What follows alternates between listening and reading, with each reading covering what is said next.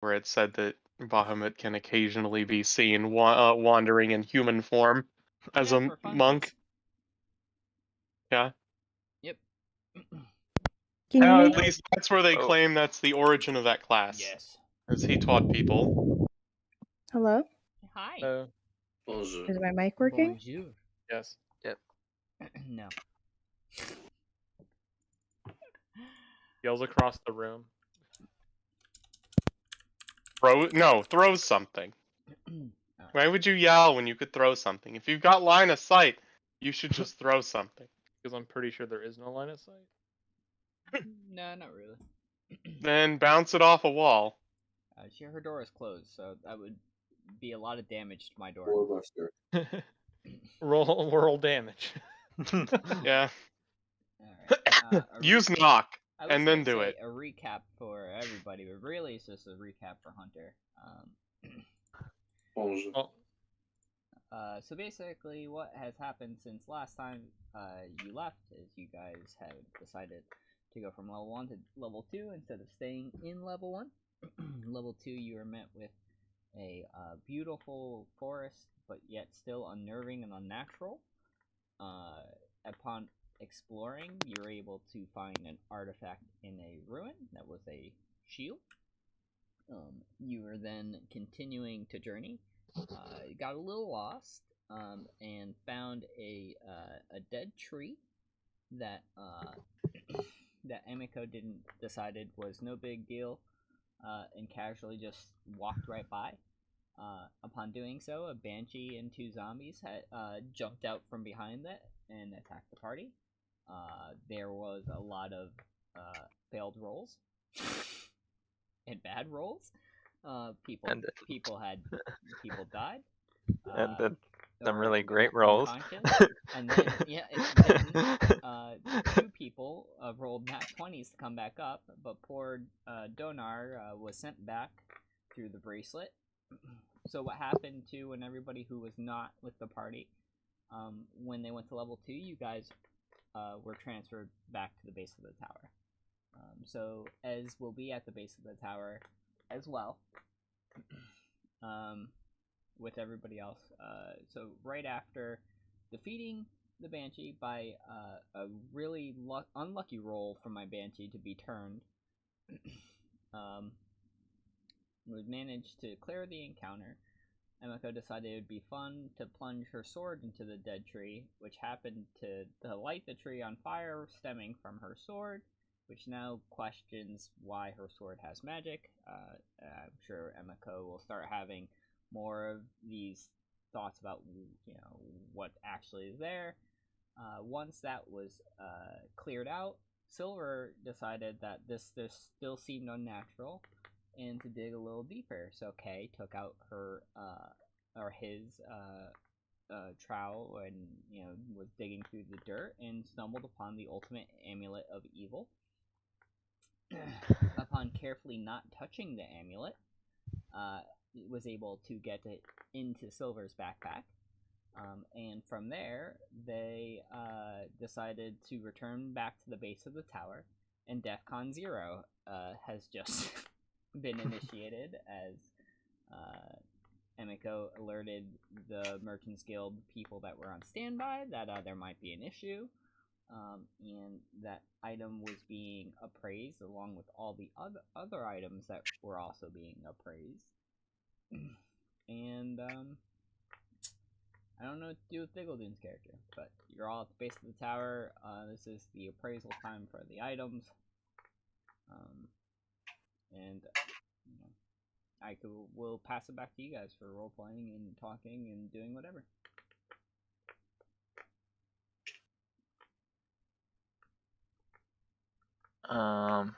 Yeah, I mean, I guess we're just waiting on the appraisal people.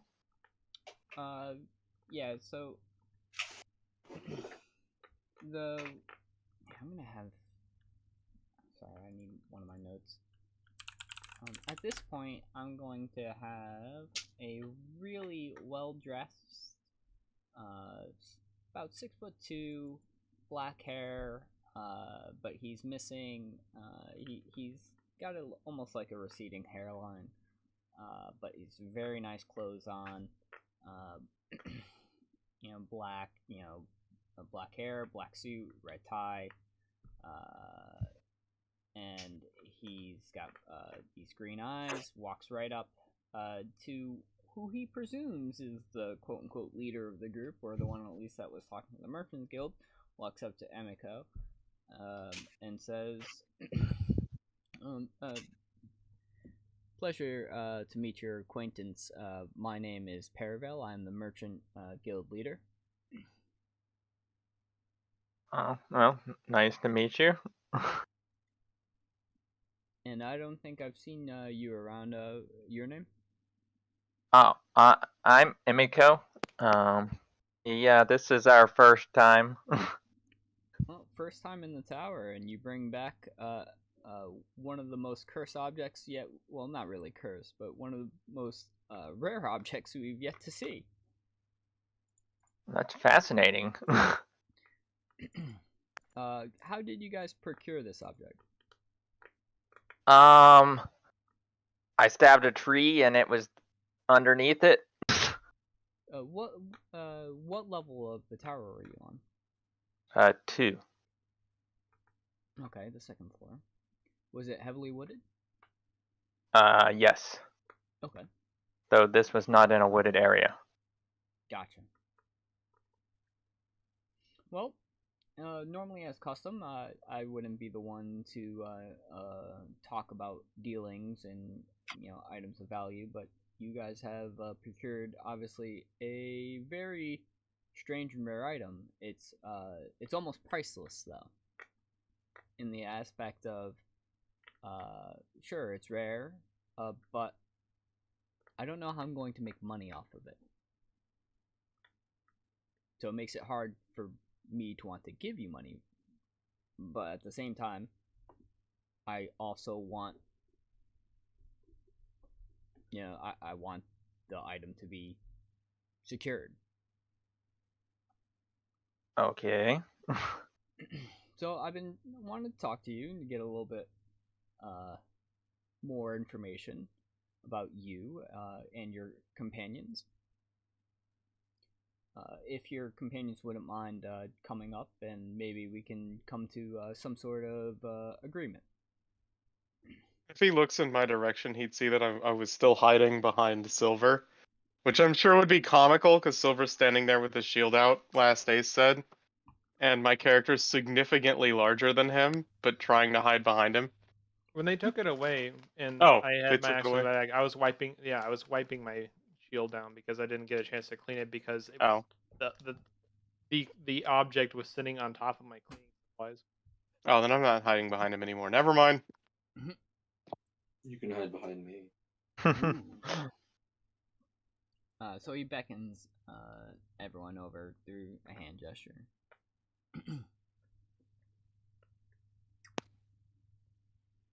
I approach. I'll follow him.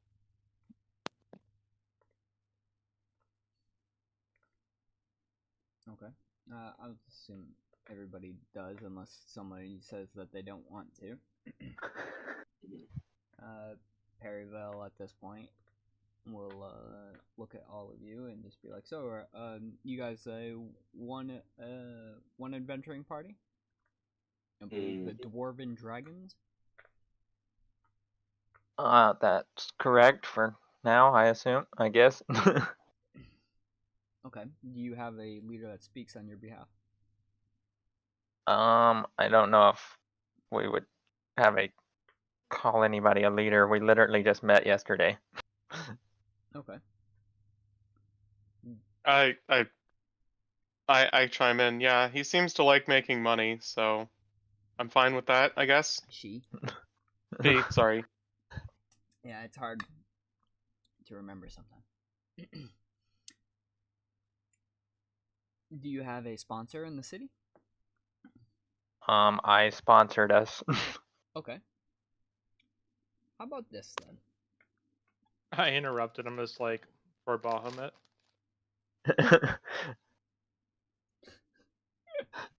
Pervale looks confused.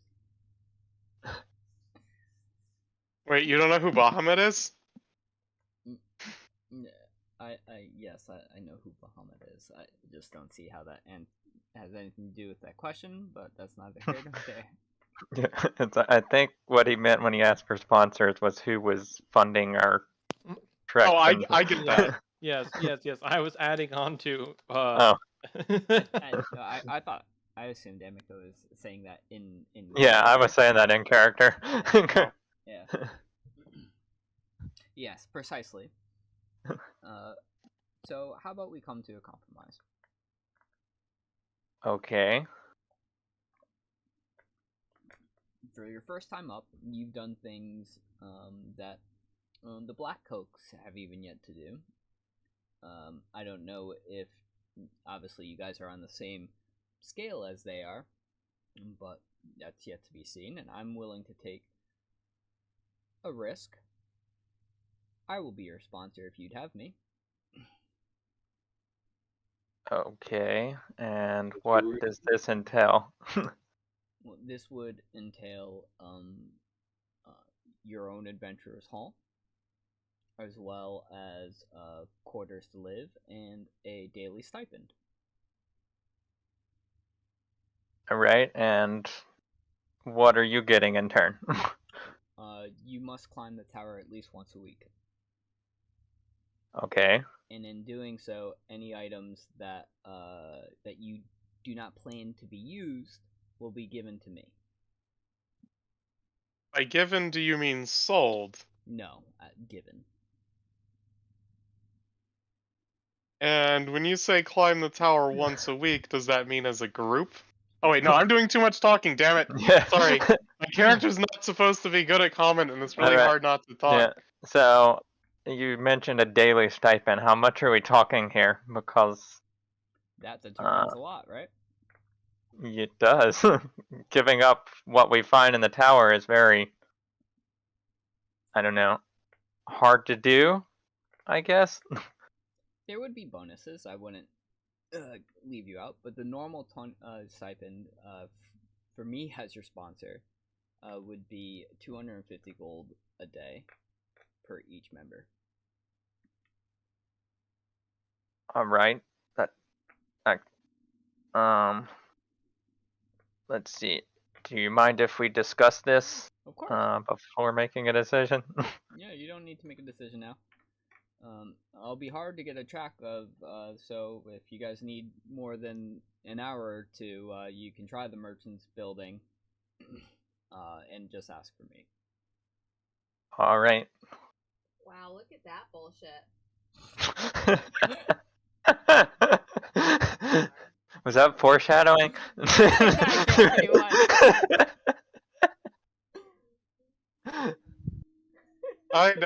Wait, which language did your character speak that I also speak?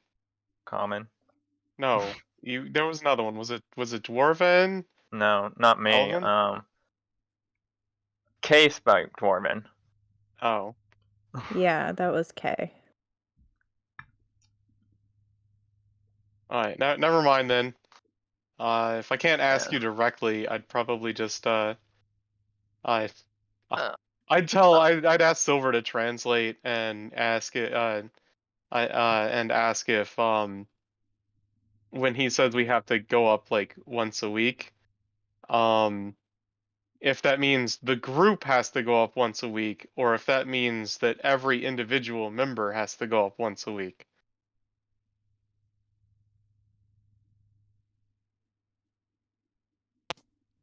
I'm just translating that?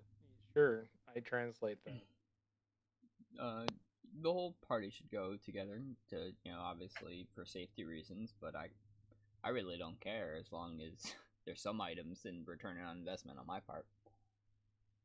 All right, and one final question from me. What would terms of termination for this contract be? Say we decided we were done with climbing or didn't want to do it anymore. It's simple. You just you would tell me or through the Merchants Guild, and then the agreement would be stopped. Your month daily stipend would end. And I assume we would return the guild hall to your possession. No. I have no use for this empty guild hall to begin with. I don't care. Alright, so basically what we're saying is you're giving us the guild hall for the amulet. And you're also willing to sponsor us in a separate agreement. Is that safe to assume? Yes. Alright. I think that's enough information for me to discuss with the others. Does anyone else have any other questions before we let him go about his business? What does it Nope. mean by not used? Whoops. Did you say that out loud? Yes. What do you mean by not used? He says anything that's not used is something that he takes. Oh, I think he means like we can't use it to further our climbing, like actual stuff we want to use. Right. What I'm saying is that usually they would purchase things off of us. That sounds like anything we find is no longer stuff we can sell. Right. Seems greedy. Do you say that out loud? I'm gonna assume yes. Paravel, that because I don't think you understand how much 250 gold is per day, especially if you only have to climb once a day. That items, Or everything you once a have, week. Or once a including week. your shield and everything you've gotten, if you pulled everything, you don't even reach that. Yeah, 250 days a lot. I am somebody who does not keep track of money. What's Yeah. when when I out of character, my character does not keep track of money. Yeah, when I left home, my dad gave me 100 gold for my entire journey. 250 gold a day is a lot. Hey guys, sorry, Oh, you're Yeah, good. you're good. Yeah. this is not gonna work for me. I'm getting annoyed.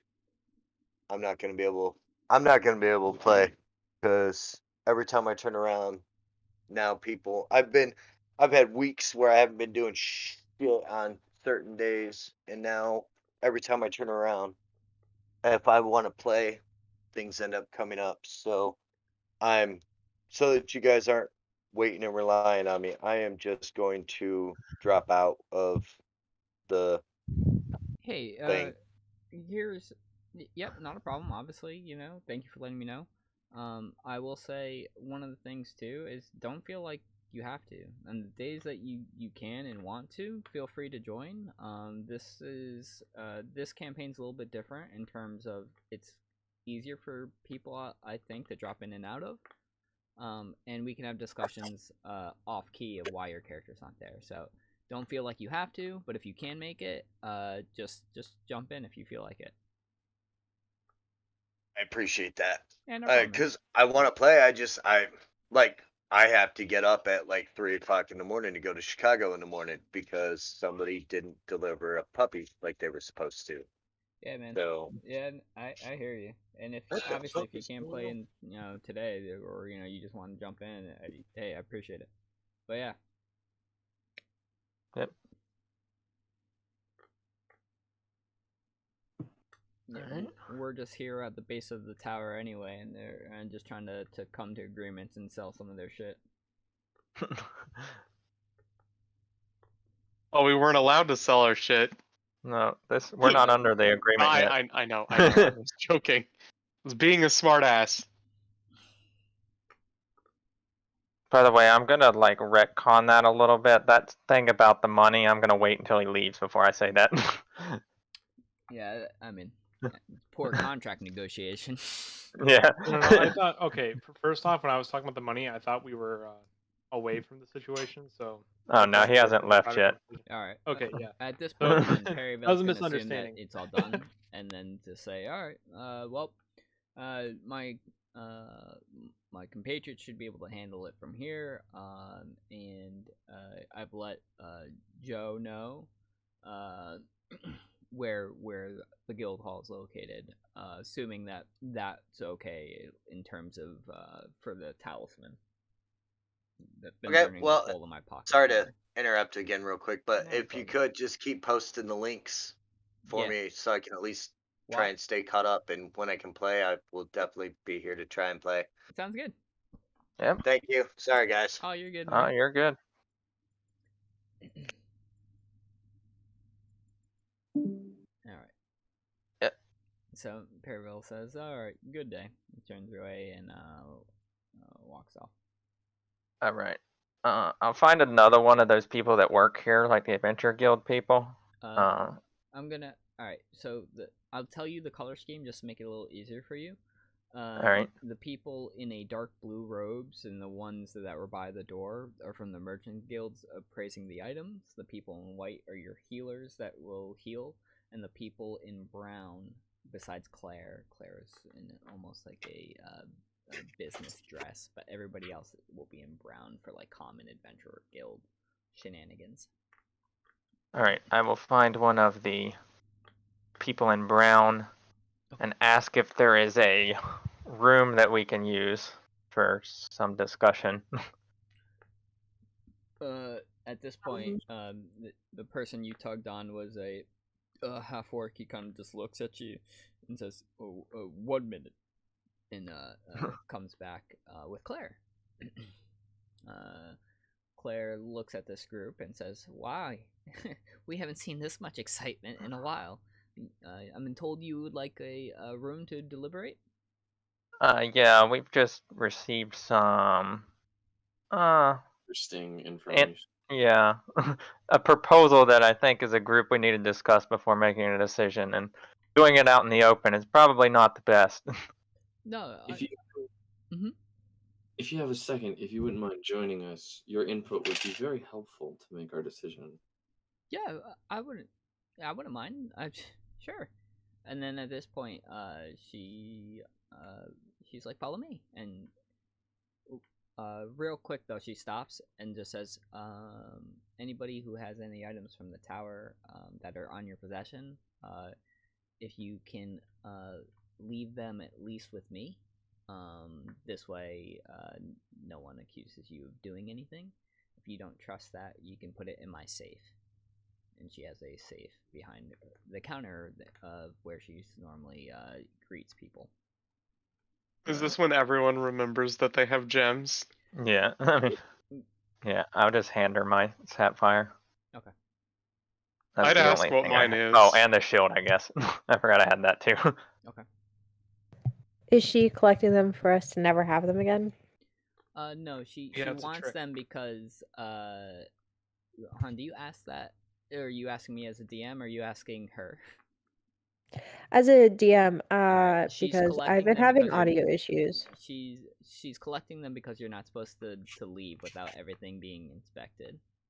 Okay. But you guys well, want to leave the as room to long as- deliberate, so which is fine. Well, I had the shield inspected. Do I have to give that to her? I don't think you do. Alright. And even the gems, she would probably be like, you know, she knows enough magic to know that none of those besides the shield is magical. So even if you guys showed it to her, she probably wouldn't take them. Alright, and the only other thing I think we had is the ore that Biggletoon has. Yep, and that one is not magical as well, so you guys should be fine. Alright. My rocks aren't magical. I got 2 of them. We don't have anything else. Alright, and at that point she says, "Alright, good. All those items are fine. Please follow me." And then she leads you behind the counter, what looks like to medium-sized room. Her desk is well kept. It's her personal office, and she holds the door open as everyone enters. Alright. Alright. Well, after everyone's in her, I'll just be like, alright, so to give you a quick recap of what just transpired is after coming back from the tower and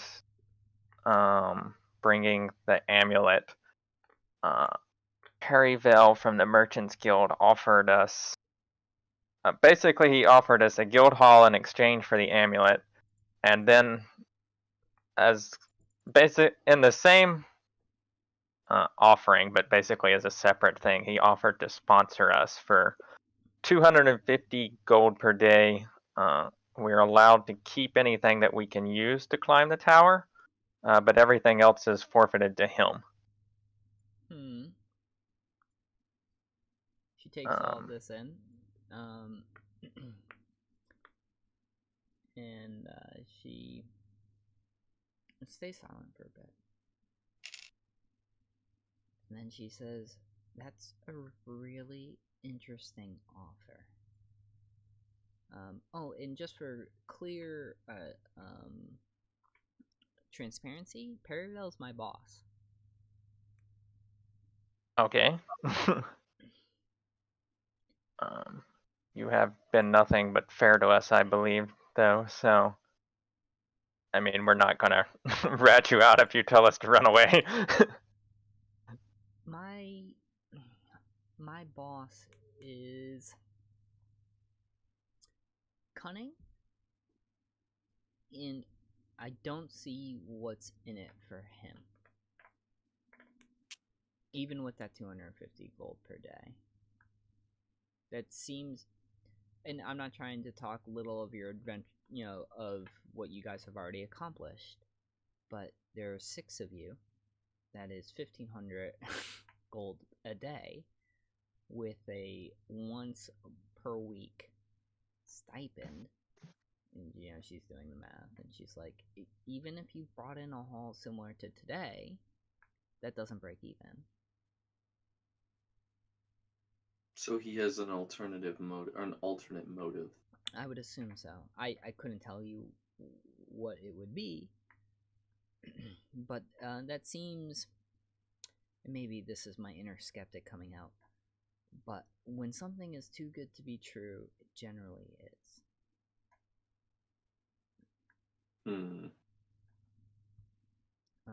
I know that's... I don't want to cast doubt. It seems like a really good deal, so that's just how I know the man is. He would do... This doesn't seem right. I don't know what he's getting.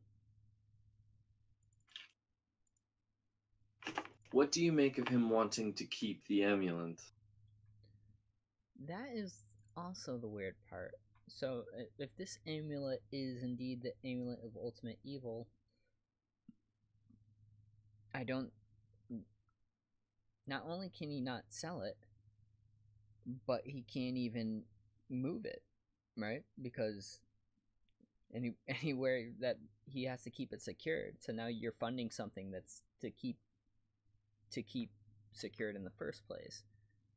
It doesn't even seem to be worth the guild hall. What I would do in his situation is I would put it back in the tower. Send it with another group I could trust. And ask you to place it back or somewhere else. Not to keep here. Or if this does fall into the wrong hands, this could be horrible for Monspaya.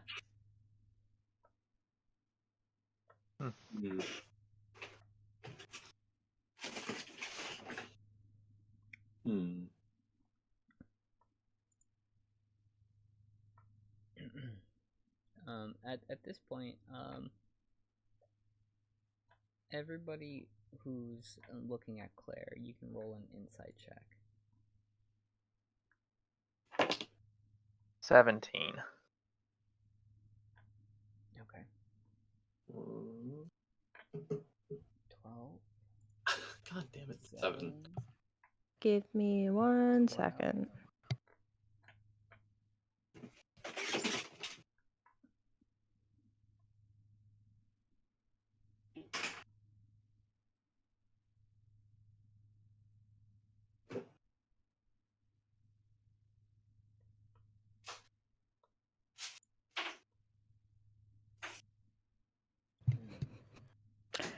Kay had a 7. Okay. With the highest, everybody else who didn't roll below a 15, you probably didn't notice much. But Claire, or Emiko, you can see the concern on her face is pure. Like, this is not someone she's actively worried. This is somebody who had a straight face for majority of explaining things to you, very matter of fact. And if upon closer inspection, you can see the mask is breaking a little bit, and that there's a little bit of fear. All right.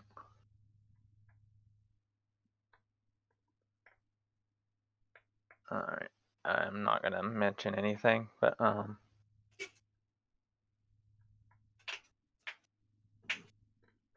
right.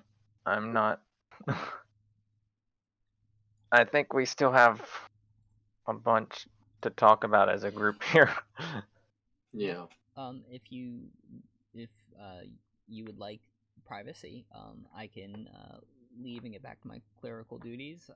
I can understand, of course, wanting to keep things even in a tighter group, especially as an adventurer's guild. Oh, thank you. If we need your assistance further, we will come find you. Sounds great. And at this point, she goes, "Oh, and I know it's not much, but really good job for your first day, guys." And Thank you. And then she walks out and closes the door behind her.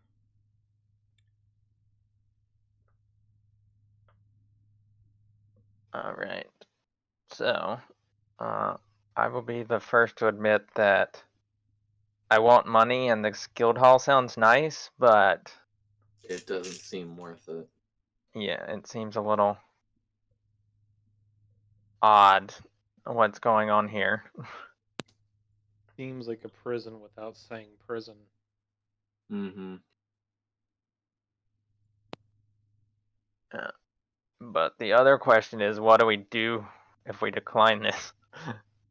What do we do with this amulet? I am not touching that again. Technically, you never touched it in the first place, which is why you're still here. That's not very reassuring. Claire might have a point. It might be best to return it to the tower. I can ask at the temple if someone could cleanse it in some capacity. You want to take it out of the tower? No. I could ask about it. I don't. I believe that the longer it remains outside of the tower, the worse this predicament becomes. Right. My only worry is if we take it back and then someone else finds it that can use it and brings it back. Out of character for a second. When I'm for convenience, because I really don't want to try to talk like stilted, and like I don't know, like I'm not very good at a language. Just know that for this conversation, my character is like when he's speaking hesitant and like having to stop and think about words from time to time. Mm-hmm. Noted.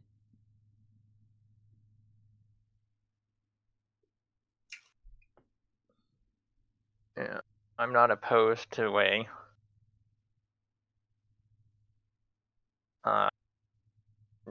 group who might know how to deal with this to at least have a look. I don't know. They mentioned something about a college. Do you think maybe they would know how to best deal with something like this? That's another option. I don't know. It just seems not like a good idea just to take it back to the tower and drop it off easy either. I agree. I agree. I think we need to go deal or talk to the members of. Is it? It's called the Temple of Bahamut, right? Or Yeah, Temple of Bahamut. so Yeah, that's where I want to go for guidance on this. I agree. Alright, so you guys go to the temple and seek guidance there. I can go to the college and see if I can find something there. I will remain here at the tower to ensure the safety of the item until then. Alright. Works for me. In other Time to news, split the party. In the other news, though, or in the other news, we need to deal with what we're going to deal with the minerals and gems we collect before we leave. Like I'm saying this in character, like we need to deal with this before we leave. Right. I have this shield here. Did he tell me what the shield does? Like I, as a player, know what it does, Yes. but Yes, he did. all right. So I'll kind of. This shield helps you see better. I guess. I don't really have a use for shields. Does anybody need it or want it? If not, we'll just sell it. I could take it. All right. She'll just kind of flick it to you. Kind Damn, of like a frisbee. Can't make money off of it.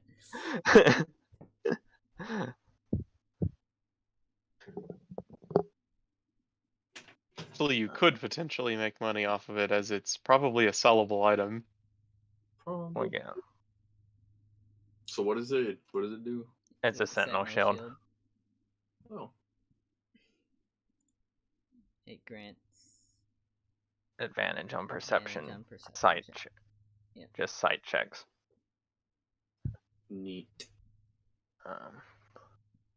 Now who So, wants yeah. to use the amulet of pure evil? Talisman of ultimate evil, sorry. Use it? No. Is it too late to switch to a chromatic dragonborn? I mean, Awaken the dragon within my armor and sword. God. Just becomes a dragon. Black dragon. Alright, yeah, so let's go out and deal with selling our stuff first. okay, and then we'll split up into apparently 3 groups. Right. So I also want to stop by the college, so if you wait for us there, we'll regroup with you before heading back here. Sure. No. Alright. So, does anybody remember how much more ore Bickledune had? 80 pounds. Alright. So yeah, let's sell that. It sells for 5 gold, or, no, I'm sorry, where did I... Yeah, I think it was 5 for 10 pounds, so... 40 gold. Yep. Alright.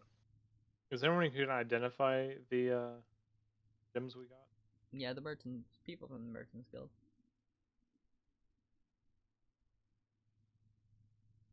We didn't trust them right now.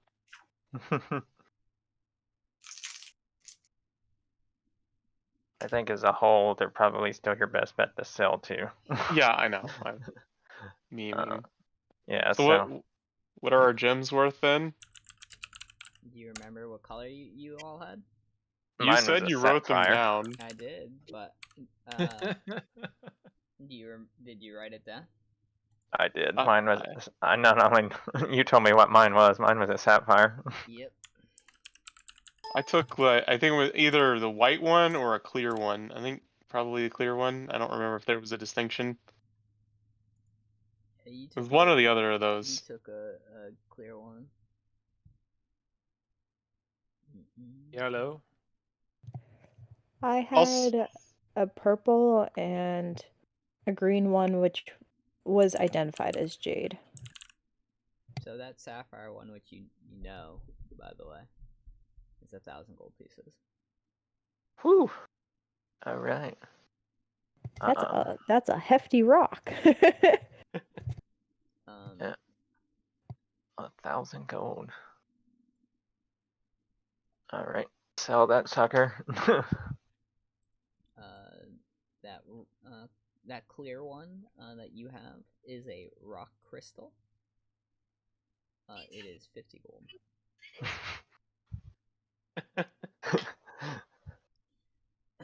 What was the other colors? Yellow. I had a purple. Yeah, you do your yellow. That yellow was a citron. It's 50 gold. Nope. I guess I sell it. That purple was an alexandrite. It's 500 gold.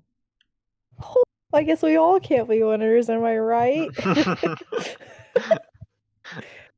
And the green one, the jade. That one is a jade, and that one's 100 gold. Awesome. Now, are we just keeping our individual amounts, or are we pooling profits? The gems were our choices, so. Okay. Yeah, I am. Hey, I guessed right, alright? No, I had to roll for mine. Mine was based on my background and my role. I knew what I was getting. But no, if it hadn't have been personal choices, I would say split, but these were personal payouts. Yeah, says the guy who got the 1,000 gold one. I would have said it with the 2 gold. I know. I will forgo my part of the ore, though. Ooh, 10 gold. Really generous. How What's much do we the- each get for the gold then? I mean, for the ore selling? 10 It was gold, 40. Yeah, 40 gold. Yeah. Yeah, and there was 6 of us, but Yeah, I don't know. I'm gonna have Biggledoon, once he's dropped something, he's heard something about his own personal quest, and he had to excuse himself. He says he doesn't know Alright. when he's going to be back. yeah, so I will So just forgo my part of that, so the 4 of you can split 40. 10 gold each. Congratulations. It's like another gemstone. It's So Is that effective immediately? iron, yeah, this will be just gold that has been given to you once it's been identified. Assuming that you don't want to keep it. If you want to keep the gems, obviously, don't take the gold and keep the gem. My mentor's life savings were like 3 gold. I will fucking take it all. This is the most money I've ever seen in my life. Kay's going to retire. Bye, guys. I gotta Peace. imagine this is that each of us went to a different person that are like praising it and telling us what it is. And Imiko's over there, like getting handed the sack of gold, and everybody else is getting like gold pieces handed. someone just like, Yeah, and the thing is with her background, she's just like, eh. This is another day of the. well, it's time to sell my robes and buy some rags instead. Time for Emmy to be Kay's sugar mama. Kay made bank too. I don't know what you're talking. Yeah, 500 gold. Damn. Was the jade 100 gold? I'm sorry. Yeah, Okay, cool. yeah, you made 600 off your too. Sorry, guys. Everyone can be winners. And then they answer, you have to sleep sometime. No, what we don't know is that the cheapest ones here were actually like really pricey over in that other world, right? So that other world is like gonna give us like a lot of things for it. We can hear it's like, it's common. They just open a drawer and it's just like full of them. We got another one. He just throws it over their shoulder. No Loki references. Oh, man. Alright, so you guys gonna split up the party? Yes. It's always the best idea, right? When in doubt, split the party.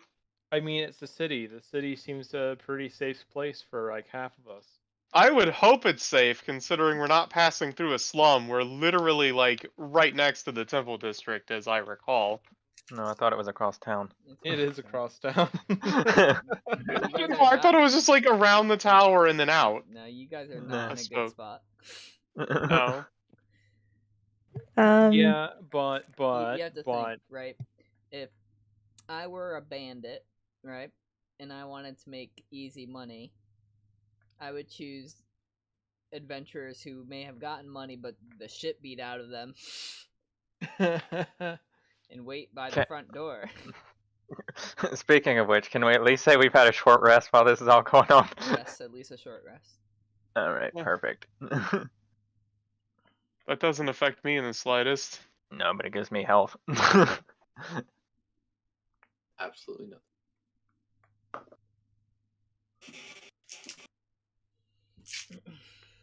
So maybe we should travel at least Wait, let me. Are we on the map of the city? I didn't click on it because we weren't doing anything there. 1 second. We can be.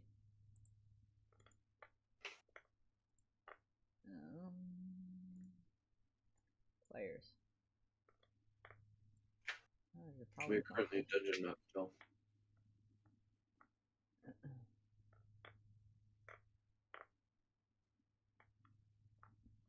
Still the dungeon.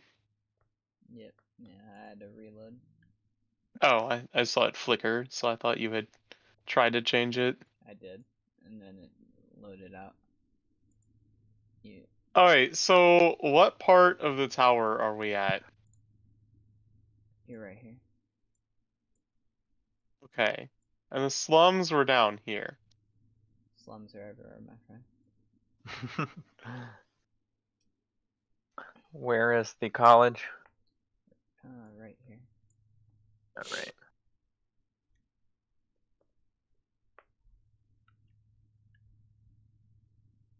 Alright, so I'm going to the college. Is anyone going with me?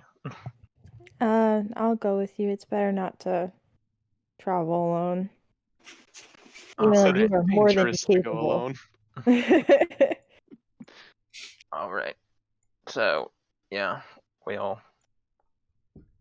bid the party goodbye and head towards the college. And retire. Yeah, turn around, Yeah. Kay's just gone. It's like, peace. If you were really actually- that interested in money, you could have just taken the deal and gotten that much every 4 days. I don't think it really settled in his. Well, first of all, he's like still reeling from the fact that he almost died, and then almost died twice because he got downed for the first time in his life, and then he almost touched an amulet that was super cursed that was, to his knowledge, going to kill him. No, To the touch. it was. And by the way, you definitely heard someone in passing go, "Oh man, if you touch that, it's gonna kill you." Yeah, so he kind of checked out for a lot of that, and then we started selling the rocks, and he's just looking at gold. So now he's going through it. He's been through a lot. He's going to change where he's sleeping tonight, though.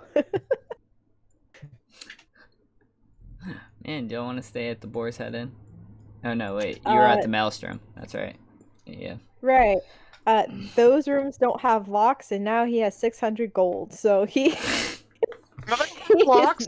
They have locks. They're just on the outside, like a prison. Not wrong. All right, so Ez is staying in the tower, or at least for now. Silver and Donar are going to the Temple of Bahamut. And Kay and Emiko are going to the college. Correct? Yep. All right. Sounds good. All leaving now. I'm gonna roll 3 different encounters. Give me one, or chance for encounters. Give me 1 sec. All right. Don't have to worry about that. Let's start with the college first, since it is closer, and you will have reached that first. Real quick, when you have a second, Zeph, check your DMs. What's up? When you have a second, check your DMs. Oh, gotcha. Sweet. What's that? You want to take the amulet for yourself? Oh, alright. You were secretly evil alignment all this long, and you would like to open up pits of hell? An evil aligned Asimer. Alright, let's not spoil my entire character now, shall we? Hon, who said you were an Asimer? Not me. I never said Just as yeah, it's just a winged human. What are you talking about? So basically, He's part bird. part bird. Aarakocra. he's a bald Aarakocra. I thought he had a Damn. disease. It's fucked. It's like, Okay. no, just someone So- said, don't talk about the lack of feathers. I saw something one time. It's like, have you ever seen those list of terrible character ideas? There was one of them that I saw. It was play a dragonborn who believes that they're a Aarakocra with no feathers. It's just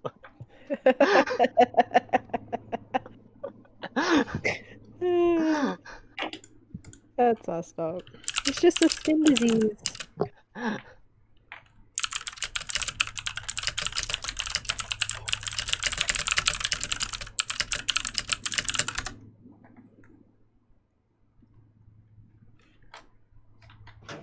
All right. So yeah, we'll do Kay and Emiko's first. You guys get to.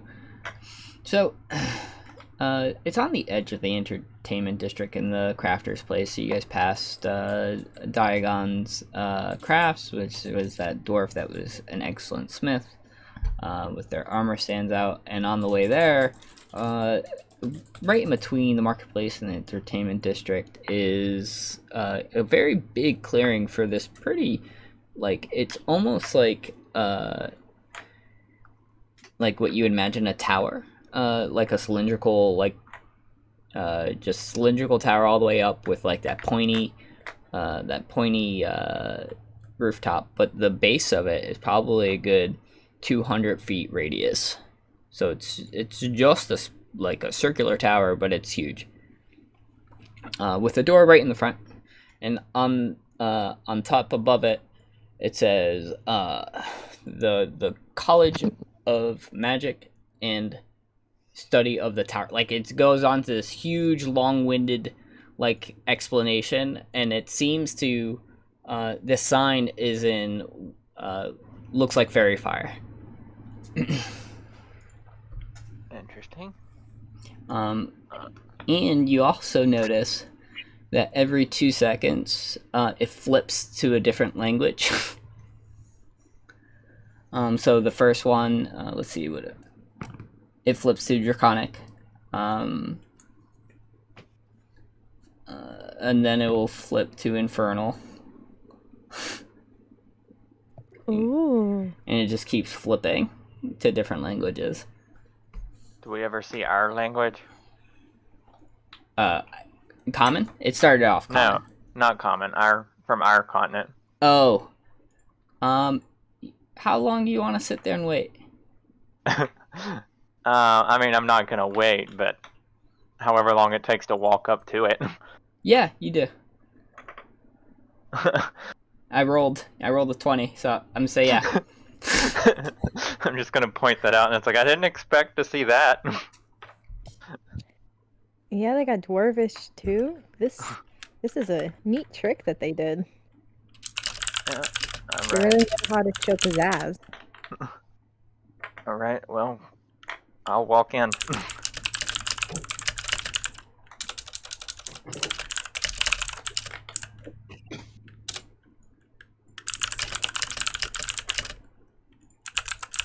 Seriously typing.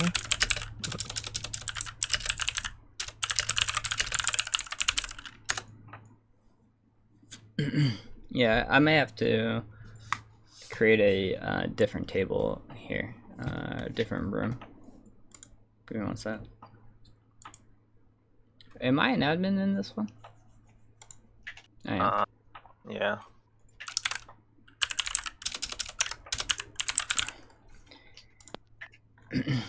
Alright.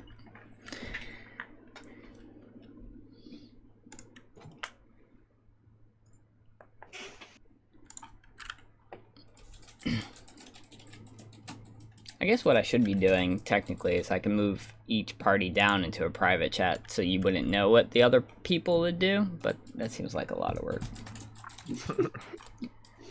It's what my other DM does. It makes sense, though. He even I ran. mean, if you want to go, like, do your Wait. thing with them, we can just BS about random stuff up here. There is a private room down there, right? Yeah, I just Yeah. made one. Yeah. Alright. Yeah, we're gonna do it that way. I mean, Alright. it doesn't look like it's locked, but I move Everyone, people. plug your ears. Nah, I move people. You're all in the private. Yep. All right. Oh shit. So Will the stream catch this? yeah, they'll catch this audio. So yeah, so if anybody wants to be sneaky and find out what we talked about, yes, they can do that. All right. So yeah, I just walk in. Sweet.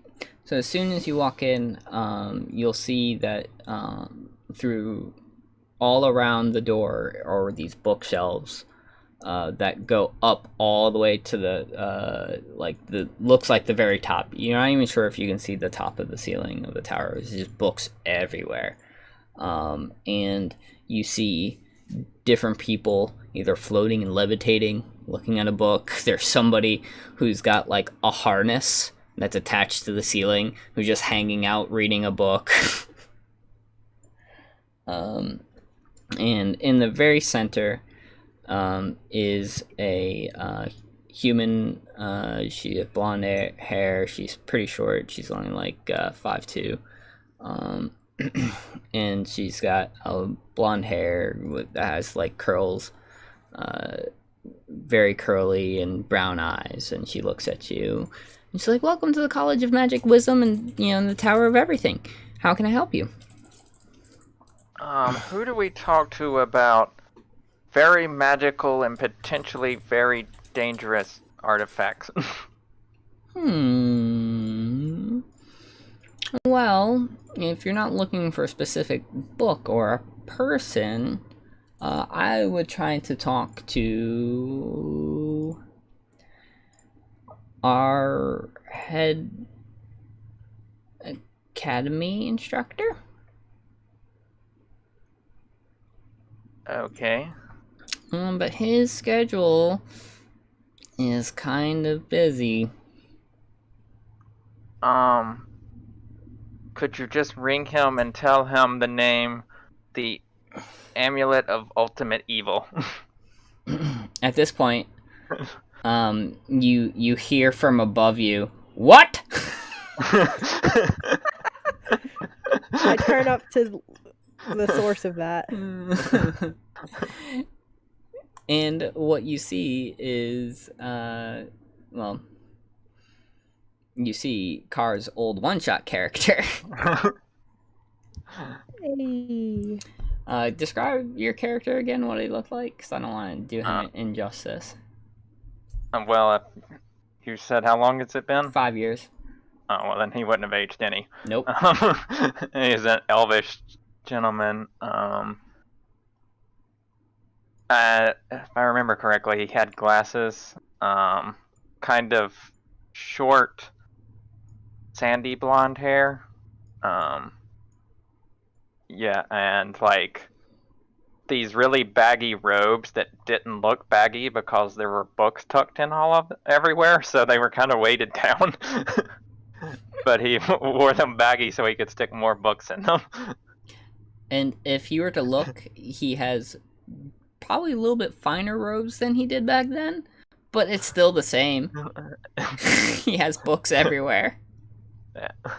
So at this point, he walks up to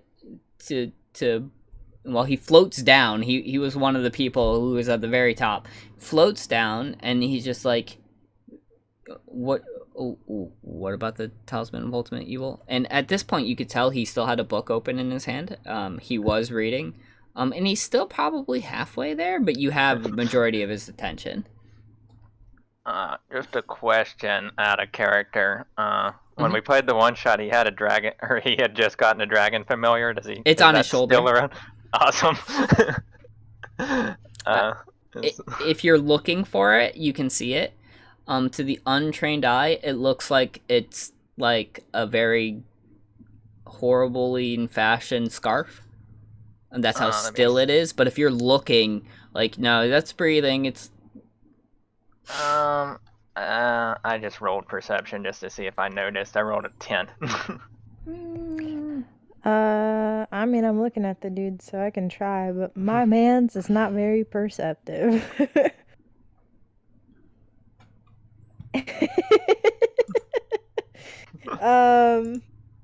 He got a 3.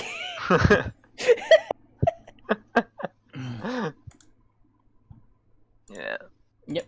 So, just Yeah. there. All right. And what color dragon was that? It was I was pretty sure it was like red, not a red All right. but like red with black. All right.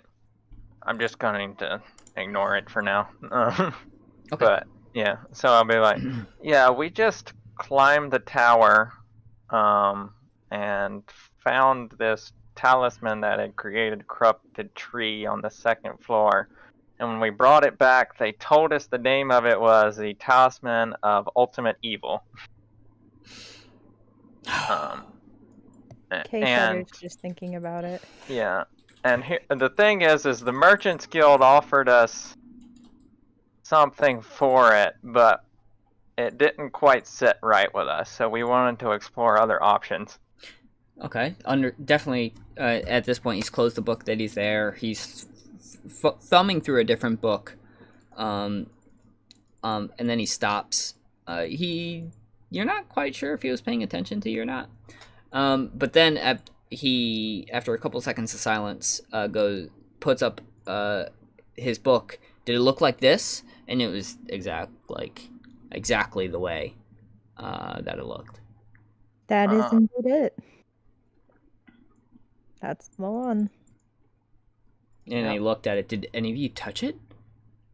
I almost touched it, but no. Okay.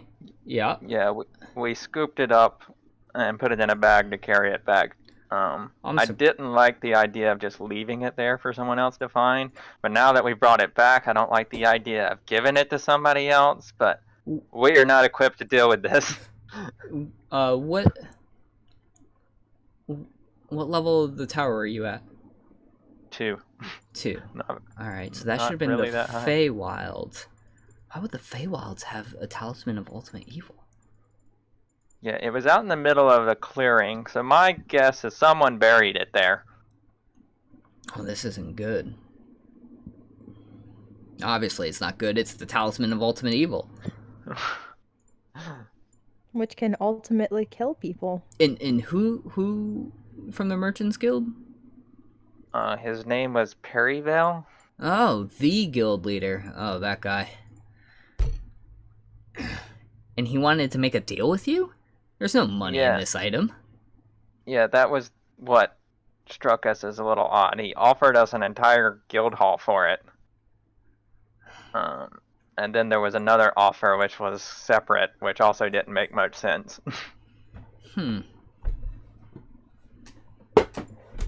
No, I don't. I wouldn't want anyone in Mont Spire to have access to this. Do you have any way of containing it? Yeah, I could banish it. Banish it? Okay. That's a very good option, I think. I have no idea why this wasn't the option to go with. Either put it back in the tower and hope that no one else finds it, which... Yeah, that option was presented to us, but then that puts me back at square one where somebody else can still find it. Yeah, exactly. I think just using magic and banishing it, sending it to the astral plane where almost nobody can encounter it, and if they can, they're a god and they don't need this amulet. Well, I guess that's not entirely true, right? How long can we breathe in the astral plane? And then he gets out another book. Starts thumbing through that. That's neither here nor there. I can understand wanting to accept that offer, because honestly, even though this is a rare artifact, it's not one that you actually should be lucky to find, because it offers nothing and nobody wants it. Not only does nobody want it, but everybody who is aligned by good doesn't want anybody to want it. Right. So I can understand accepting the offer. What I don't understand is why I wasn't contacted to begin with, so I could just banish the item. Well, I I'm guess not they don't really want you to involved know. in the politics of this place, but that is a good question, and leads me to believe that our distrust in the whole situation was probably right to start with. Yes, Perivale is lots of things. I prefer words like dumb and but stupid isn't normally one of them to this degree. And he's also very greedy, so I don't see. But I wouldn't have pegged him as evil. I don't think he can use this item.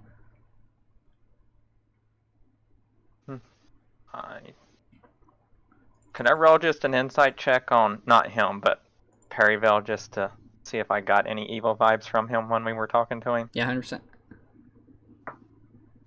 That is a 19. Here, let me roll against it. Yeah, you couldn't. No, you didn't get any evil vibes. All right. Yeah, I'm not sure. But yeah, like I said, we didn't trust the whole situation, and so we thought we would check other avenues. We have some other teammates who were checking with the Temple of Bahamut or whatever, but I don't see what that's gonna do them, but yeah, I mean they're part of the temple, so that's who they wanted to check with. The religious But, sort. Yeah. Indeed. I do think banishment sounds like the best idea we've heard so far. Yeah, it's tricky though, right? It's only good if you trust the person who's banished it, because since I banished it, I can retrieve it. This is true. Has he told us his name? Nope. By the way. Can I roll an insight check on him to see if I trust him? Yep. That is a 10. I roll anyway because I can. He only rolled a 7, but yeah. It's like, speaking of trust, what did you say your name was? God, what was your character's name again? It's Thervin. What was it? Thervin, Thervan. Yes. So sorry. We should do names all around. My name is Thervin. I'm Emiko. And I'm Kay. And now, what it looks like, since he's up and actually looking like directly at you, and he goes, stops at Emiko and is like, "Oh, you're not from this continent," and then looks at at Kay and just like, "Oh, you're a tiefling." And also not from this continent. Thank you. Well, I apologize. Nothing's wrong with either of them. It's we don't get too many people in Monspire that don't fit under normal human from this continent and, the occasional dwarf, gnome, or elf. So, pardon me for my surprise. Huh. Well, I mean, your sign outside had our language on it. Of course, I wanted to. This is a college that's all inclusive. I don't care. As long as you're here to learn, you can study at this college. And I collect books, mostly about the tower right now, until I feel that is a solved equation, and then I'm going to go back. Claire did tell us that Thervin was the one that created the bracelets, right? Yep. So, your name has been mentioned before. You were the one who created the bracelets for the tower. Yep, that's mine. Those are my babies. Yeah. I mean, if we trust our lives to your creations every time we climb that tower, I don't see why we couldn't trust you with dealing with this problem. Well, I'm glad that you think that way and that I've earned your trust. I will say, don't put too much stock into those bracelets. Obviously, they are better than nothing, but anytime you travel the astral plane, your body wants to be here on the material plane. It's because it's where it belongs. So all this is a thread for your body to go home. Most of the time, I still haven't cracked the case, but sometimes that means that instead of going up the tower, you go back home. I think my success rate on you going to where you want is around 80%, but still, there hasn't been casualties yet, thankfully. But it's not foolproof, not yet at least. And that's what studies are for. All right. But yes, I will. It will take a lot out of me, and to banish a magic item of that level. But I definitely can do that if that's what you guys decide to do. I do ask a favor. I'm sorry to do so under when we just met, but if you do decide to go through and give it to Perryville for the guild hall, which I won't front you, but if you could at least let me know, so I could at least offer my services to Perryville. Okay. I'm fairly certain we won't be going that route. I like you guys more and more. You can definitely tell that there is some animosity between the Merchants Guild and his college. All right. So, we are supposed to meet our friends here after they get done with their discussion. So I guess we have a little more time. You seem interested in magical items, Very. or know a lot about magic. And she just whips out her sword. It's like, this lit on fire while we were in the tower. Do you know anything about that? Oh, wow. This is beautiful. I'm not even one for martial weaponry. Do you mind? And he holds out his hand. Yeah, she'll put it in his hands gently. Okay. And at that point, he's like, oh, there is great magic. And upon touching your hand, he also puts a hand on your armor. And it's like, was this crafted from a dragon? Yeah. My dad slew a black dragon. He's actually quite famous on our home continent. At this point, before you finish that, what was your father's name again without opening up? I can't remember his first name. His last name's Kato. Kato. So he interrupts. Your father's Kato. Yes. I am Emiko Kato. Huh. I mean, what brings you to Monspire of all places? You're practically, royalty. Yeah. Long story. We were on a boat to the tower on our continent and woke up here. Oh, Bane.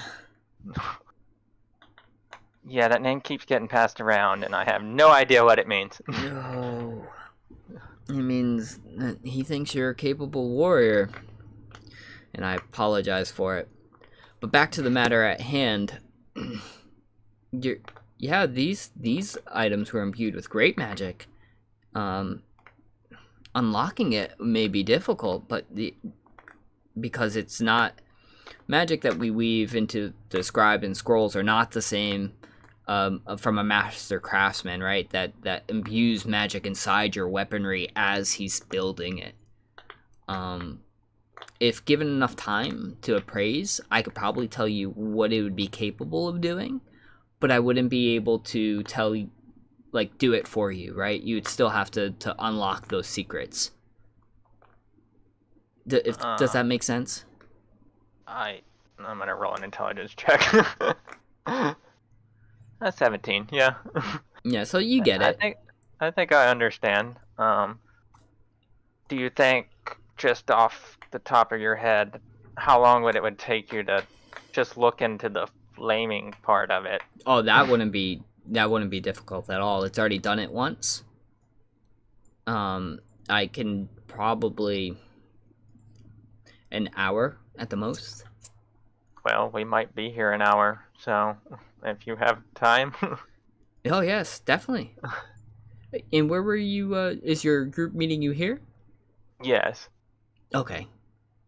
Did they, just so I know, they said they were going to go there? Because I'll make sure that they do. Yeah, they said they were going to meet us because he wanted to come to the college for something, so. Okay, They all said right. they would meet us Awesome. All right, sweet. So then, with that, unless you have any more questions, I'll start what- appraising the item now. And go ahead. Yeah, while he's doing that, I'm gonna be like, since you happen to know who my father is, do you happen to have any books?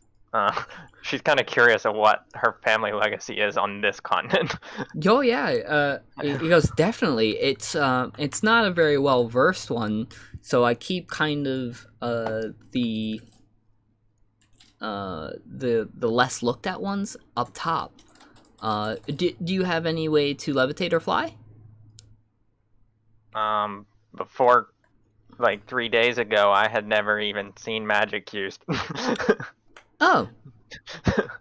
Well, that's a shame, and I'm hoping to help you. I hope you have an interest in somewhat fixing that. Maybe not necessarily using it, but learning is always fun. And he takes his hand up, and one of the hooks from the ceiling come dropping down, and he goes, "Here, just clip this onto your armor."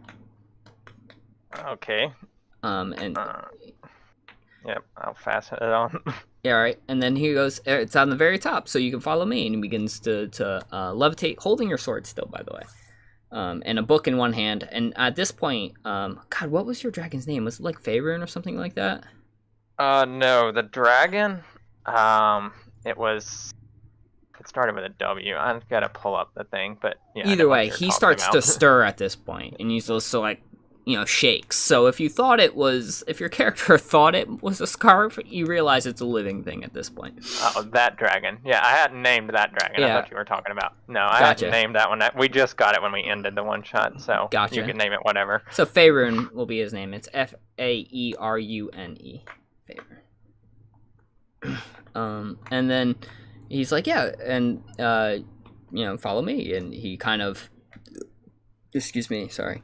He starts floating his way up, expecting you to know how to rappel, which, by the way, it's not hard, right? You're technically just climbing a bookcase, so you can make a climb check for me with advantage because you're strong as fuck. And What the hell is Kay going to do? A climb check, so that's if you want to come up, 23. there's another rope that's hanging right to Kay's left. So if she wants, if he wants to come, he can definitely attach the same thing. And would you roll? 23. You're fine. At one point you start climbing higher than he's flying. Because he's not trying to jet, by the way. But yeah, you're able to bound these different shelves. Yeah, it's like, this is much easier than the rock climbing we had to do as part of our training. I certainly hope so. I want books to be able to be accessed. But man, you are definitely good at climbing. So if Kay wants to go as well to that same section, he can definitely do so. What check does he need to make? Climb. It's an There athletics isn't check. Okay. Athletics, thank you. Okay, well... It's not a very difficult one. Hey, 18! Yeah, you're fine. No, he has You a- almost he has catch a up to Emmy. +1. But yeah, He's so squishy, my sir. you're all there, and from here, all the books are in the languages that, in your, we're going to say something a mix between kanji and, like, hiragana, like something with common in there too, because obviously the people that were writing and transcribing wrote it in common and in this language, so it's in your home dialect as well. All right. And yeah, you can read about what it looks like your lineage, like almost like your whole entire family tree. There's one book that's just on genealogy, like just that's of the nobles, right? And your tree, as you know, is weird because you guys didn't start as a noble family. You guys inserted yourselves as a noble family after the dragon was killed. Yeah. So does it like start with my father? It starts with your father and no mention of your grandparents. Yeah, that's not unexpected because it's the same on our continent. It would be weird if they didn't. But yep, of how the dragon came and how it was slain. It seems like this was a true tale, right? This is not a tale of telephone, right? Where things got embellished, almost like just the facts were done. In fact, Yeah, well, it I seems take less it- plain than. Yeah. Well, see, the way I take the story being that now it is more of like a folklore than anything, because it's Yep. like one man went and slew this dragon and come back. But in reality, what probably most likely happened is he went with a whole party, And he was and the only he was one the that came only back. survivor. Yes. Yeah. And that's what And that he book says. Yeah, by he the may way. have not even been the only one that lived through the battle. And the rest of them may have succumbed to their injuries on the trek back or something like that. Yeah. Yeah. So yeah. Oh, I got you. But- So, it makes sense, but yeah. So that was really more what I wanted to see, because I knew that my father had never tried to assert that he was a lone survivor or anything like that. It was just a kind of story that just took over. Yeah, and it's not something that he's necessarily proud of, right? Like, these are friends that have gone with him. Yeah. And that he knew that died, right? Yeah, but there's only so much one person could do to stop this thing. No, yeah, I like it. And you do see that a band has gone out, right? But as far as he was the only one responsible for... He was the one given the credit because he was one of the only people alive to take credit. Yeah. So if that's news to, obviously, Emiko, you can... No, I think she would know the real story.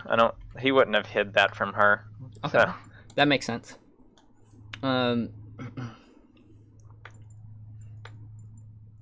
Alright, that's about all I've got until the other group gets here. Alright. So we can just wait on the sword. Yeah, and from here, he's going to begin doing that appraising, and he's going to find out that for the actual... Do you have something that you want your sword? I know we went through like what you wanted armor and how to want it scaled and fitted. Did you have any ideas for your sword already? Or did you want me to kind of help? Like, because right now I'm thinking of something like flame damage that, at will, right? Not just by chance, and it could be like 1d6. I mean, I hadn't planned anything. I did, based on a black dragon, it might make more sense for it to be acid damage. Oh, yeah. No, that's because it's black flame, right? So, yeah. It's 1d6 acid damage then. Alright. And it's... Obviously, I haven't unlocked this potential yet, but... Here's how we're going to go for unlocking. He's going to explain to you that this is acid damage and that it seems to be drawing within whatever magic that is within you. And what happened was with that tree, it was a catalyst. That tree was also magic. Upon touching this magic from this sword, it drew magic within you, like holding it, right?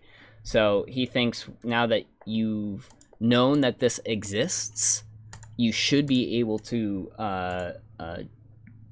with great concentration and thought. And how we'll unlock it is when you do your practice sessions or anytime you do an attack, right? If you roll greater than a 15, then I will let you roll a 1d6. And then if you roll a 4, 5, or 6, you've unlocked that 1d6 of acid damage permanently. You won't have to think about it anymore. Alright. Does that sound good? Sure. Sweet. And is this like just at will whenever, or is it a limited amount of uses per rest? It'll be a bonus action, similar to how the flaming sword worked. Yeah, great. We'll keep as it if I didn't have enough stuff for my bonus actions already. Here's the difference, though. If you put the bonus action first, right, it won't go out either, right? Like if you're in a, like you don't have to. It's not a concentration. Yeah, it's just most fighters don't use their bonus actions. But samurai, I have like a list of like 5 bonus actions I can use. Nice. It's like, so this just adds another one. Hey, do I need 1d6 of acid damage? Yeah, it's like, do I want 1d6 or do I think I'm going to kill this thing so I need to use my bonus action to attack again? Or can I use my bonus action to give myself advantage? What? Man. Yeah, it's rough. Yeah. Sweet. Well, let's get let's move back to the main one, and then I will move own. All right. Harry. Harry Potter is stupid. So. Whoa, hey. Hey, none of that. None of that. Welcome back to conversations about magic systems and fantasy. All right, well, I'm moving Silver and Donar groups down with me now. Have fun, guys.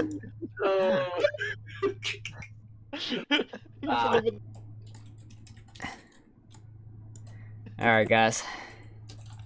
I wish you'd done it, like, I wish the timing had worked out, so I was going as you moved. Oh, great. I missed time. Alright. Sweet. So, I already rolled. You guys don't get a random encounter, so you don't get jumped. Are there people stirring at Donar? Oh, yeah, 100%. People, like, will make themselves out of the way, right? You hear hushed whispers of being like, oh, something Bahamut, you know, chosen, and, you know, all that. But yeah, so nothing's uneventful to the church, so unless you guys want to take a detour or do something else. Not particularly. I figured not. Alright, so you guys arrive to the Temple of Bahamut. It is probably like late afternoon at this point, mid-afternoon. So it looks like there were a lot of people in the main hall. Like there might have been like some sort of preaching or something going on, but people are now leaving the temple as you guys approach. My memory is garbage, but when we first entered the temple, there was that one guy who led us to the separate room. Did he have a name? Yeah, he did. Oh, God. I'm also assuming he's just gonna pop up because he seems to know whenever we're gonna show up. Yeah. I've never had to look for him before, and I'm not expecting to have to start now. It was old man Thomas. That's right. Old man Thomas. Yeah. Man, that's part of his name. That's how old you get. It's just when you're there for like more than 30 years, you get the old title.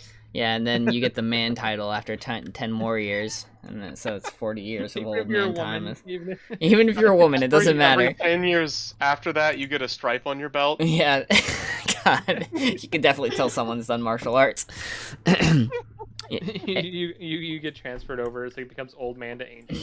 So I've been doing martial arts for over 10 years, and I've managed to not get past brown belt in any form of martial arts. Oh, congratulations. I succeed at stalling out just before black belt, so I don't have to tell anyone I'm a black belt. Oh, sadly, I can't say that. I'm a black belt in Taekwondo. It doesn't mean anything, though. I guarantee you can kick my ass. That's neither here nor there. American Kung Fu and Brazilian Jiu-Jitsu. Oh, that's pretty cool, though. So just as you expect, old man Thomas kind of goes past right? Everyone else is passing out. Old man Thomas is taking his time. Walks up, sees that you both are approaching, and says, "Good day, sirs. How can I help you?" Actually, out of character for a second. I'm uncertain if I guess I'm tempted to just ask. Well, actually, you know, fuck it. I'll just do it in character. I'll be like, I need Bahamut's guidance.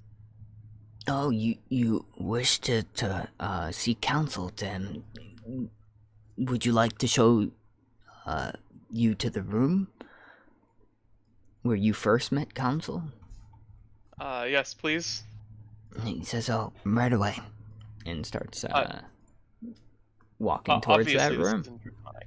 Yeah, he's. I forgot. Did he know Draconic? I think he did. He's speaking to you in Draconic as well. You said he did. Yeah, I'm pretty sure he did. I didn't write that part down. I wrote a lot of things down, but poor old man Thomas gets neglected. It's just his dementia. He doesn't remember what he does and doesn't know. His skills come and go as is appropriate to the DM because he has dementia. For all dementia, the perfect excuse. He knows kung fu.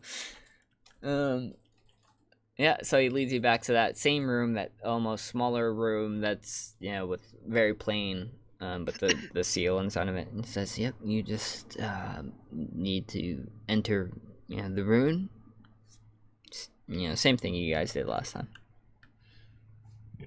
Alright. So then I, again, bow, like, from the waist when entering, as I fist over see the symbol. and Yeah. he'll do the same.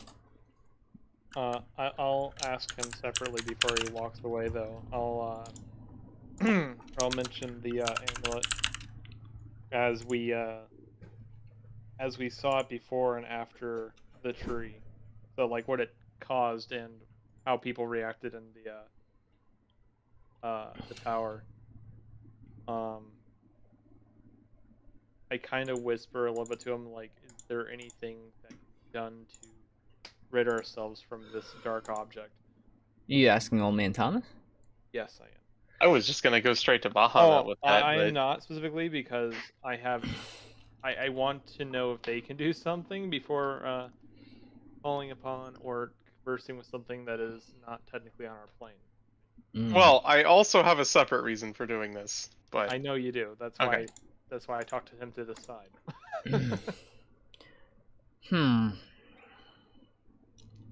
He looks and he's just like, an item like that needs to be taken with extreme caution. We may be able to destroy the item, given enough clerics. I think that is the best best way suited to handle this scenario. But if Bahamut agrees to see counsel with you, this is something I would ask him as well. Yeah, bow. Oh, he bows back, head very low. I turn back to enter. Can we call it a chamber or a room? It's really just a very small room. It's I a don't know what the correct term is. closet. Yeah, pretty is the much. correct term. We're going into the sacred closet. We're going into the glory I'm closet. I'm not Oh my going god. It's the glory closet. Ace. No. Game. I hope he gets smited for thinking that. That is 100% out of character. I know. As my character would never be that disrespectful. As my character literally bowed to the symbol as he entered the room, It's like still you meta. would. The lightning bolt doesn't strike your character; it strikes your keyboard. Joke's on you, bitch! It's wireless! And that's worse. God. Okay, so we're both in the room then. You guys both entered the rune? Yep. And I believe what we did before was just, like, gently boop the statue with a finger. Pretty much. And as soon as you do it, this time it's the same thing. White. Room goes white, and before you is Bahamut, and whichever version you see him as. Same as last time. Unless your version of him has changed. I'm, again, going to drop down and do the full kowtow experience. I mean, rise. I'll lift my head. Very hesitant to actually get off my knees in Bahamut's presence. But, you two have done very well so far. But some of my vision has been obscured of what's going on in Monsbaya. I imagine you can seek counsel and we can share information. I immediately just interrupt him, like, yeah, that might be due to a very dark artifact we brought back. It might not be, but... What was the artifact? I go into the deeper description of what, again, we dealt with. I re-explain it, just like I did to the old man Thomas. The Talisman of Ultimate Evil. There's only... There's only one person that could bring that to the Feywild to be found in the tower. And it's another god. Speaking of other gods, we found out why at least on the surface, the people you asked us to follow were here. And I described what we know about it. I personally, out of character, forget the name, but we Bane. were told this. You what? Bane. Bane. Yeah. I mentioned that he apparently teleported them here from somewhere. We don't know where. It sounds like they were on a journey, possibly over the water, but not sure. Both of you can roll an insight check for me. Insight. Insight. That would require me to click on the 21. correct tab. 21. Alright. And a 7. Donar, things look completely normal to you, and can't see anything different. Silver, there's a look of worry on Bahamut's face. At this Of course, point, I wouldn't notice. at this point, he's just, there's too many gods moving in, all in Monspaya, and I haven't figured out why. I get down on one knee and I do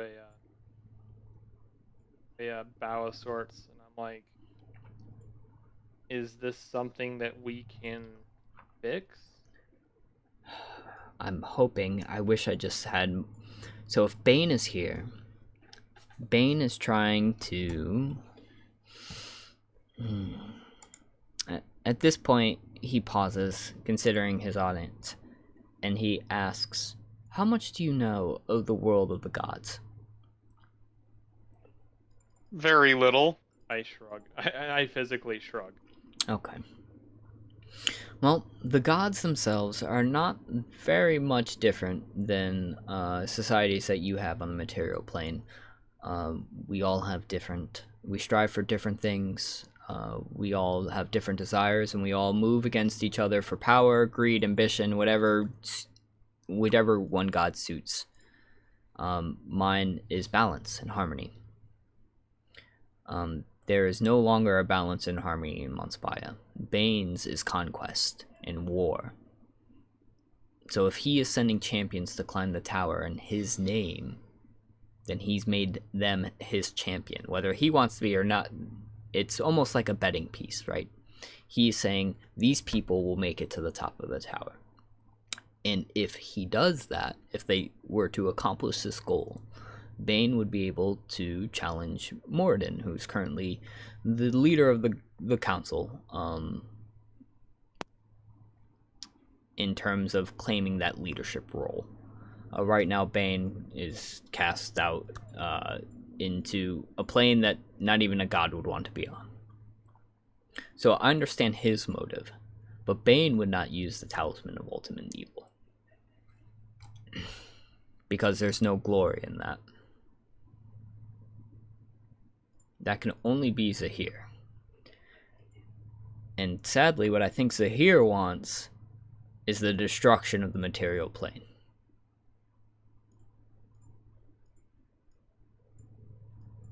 Okay, out of character, this is a question that's gonna be that you're gonna have to make a decision on right now, I think. Okay. Well, twofold, and I guess if, yeah. So first, does the new lore apply in your universe? No. No. Okay.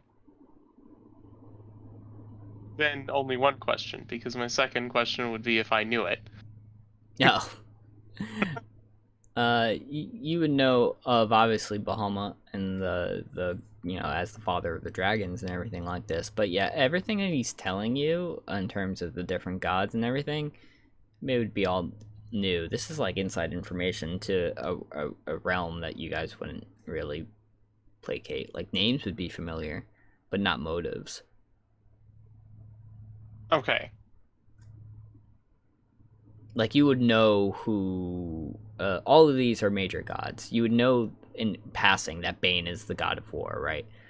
Your people would never pray to him, but you would know that there's a barbarian tribe that probably pushed your people or attacked your people centuries ago, that were conquests of Bane, right? That prayed to Bane. That would probably be how you would have heard that name, is these old barbarians that worship Bane. Zahir, Okay. though, is like a betrayer god to anytime you've heard of, think of him almost like the devil, right? Like, if you don't eat your vegetables, Zahir is going to get you.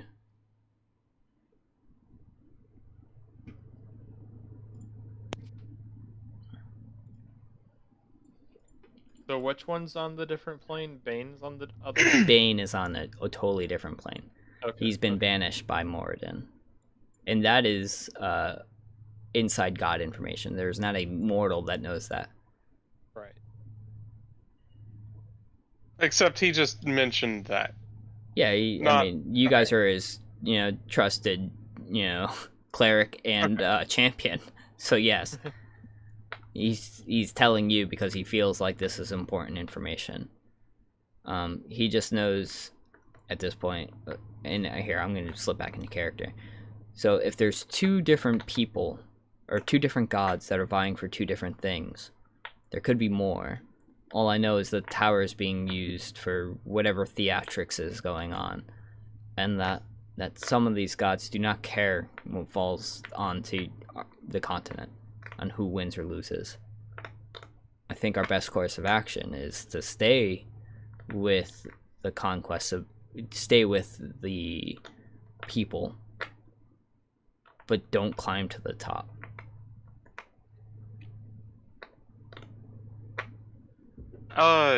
Should we bring the amulet to the temple to be destroyed?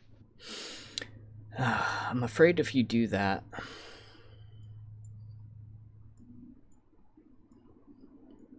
I'm worried the more people that get involved, who's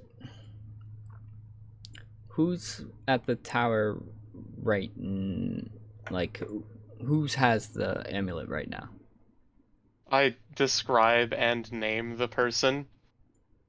Yeah, and say he seems to have some relation to you. I don't know. He seemed to be sleeping in the temple somewhere. I didn't catch where. Wait, no, hold on. Okay, out of character real fast. Is it still the Merchant's Guild that is holding on to it, or did it actually get left in possession of... No, the Merchants Guild has, like, or at least appraising the item, right? They have it quarantined and safe, right?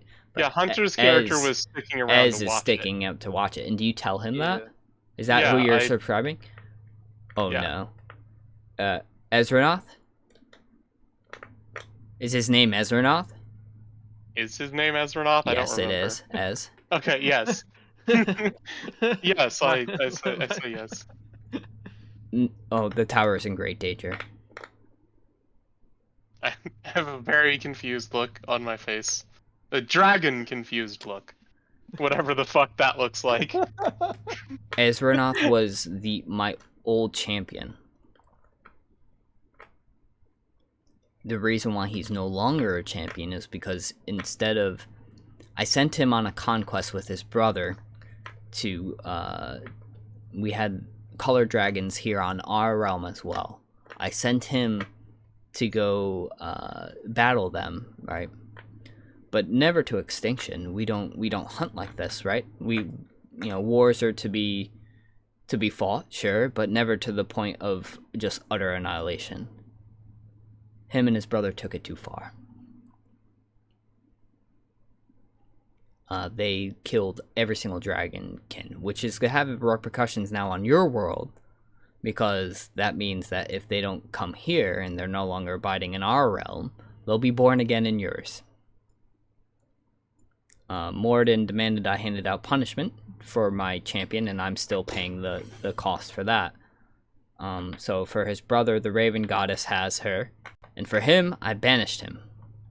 I was supposed to banish him down to the depths of the abyss, but something must have deterred my wrath, and it looks like he's inhabiting a mortal's body. He's upset, obviously, at me, thinking that I have betrayed him, and in reality, he has betrayed all of mankind. I would not trust him near this amulet. It's very unfortunate. I'm We openly also conflicted. didn't feel like the merchants were trustworthy, so maybe the Yeah. two groups will keep each other in check until we I- can get back. I do want to explain this guy's proposal. I forgot the guy's name already. The Old guy Man who tried Thomas is kill to him. destroy it? No, No, not Old the Man merchant. Thomas is the merchant. Oh, the guy merchants? Who talked to us. Oh, Yeah. do not trust him. Whatever you choose to do is fine for material gains on the world. I understand, we need certain you need currency to live on the material plane. But you should never be absorbed by it. And that man is nothing besides absorbed by currency. And if he's willing to give you something, what he will take will be far greater. It I seemed make like off he and come in intended as to use slavery. it. Oh, sorry. I I didn't was mean to gonna talk say- over you, Ace. I was like more or less thinking like, it seemed like slavery. Yeah, what they talk about sponsorship, I believe is the word that they like to use. Yes. Yeah, it says pretty much indentured slavery. It's only a sponsorship if you continue making them more money.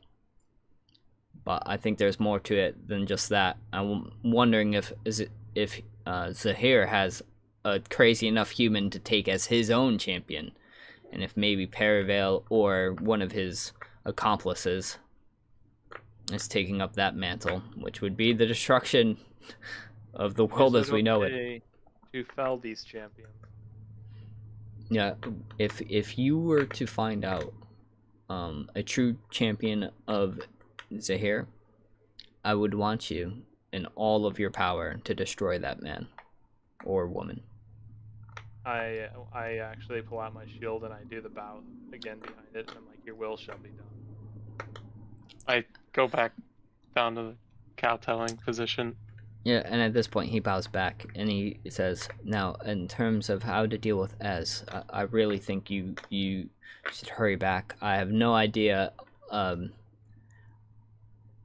what his goals are.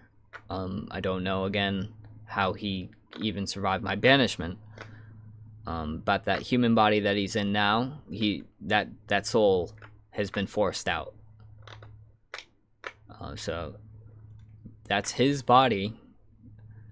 I don't necessarily want you to kill him, but if you feel that it must be done, there will be no consequences from my end.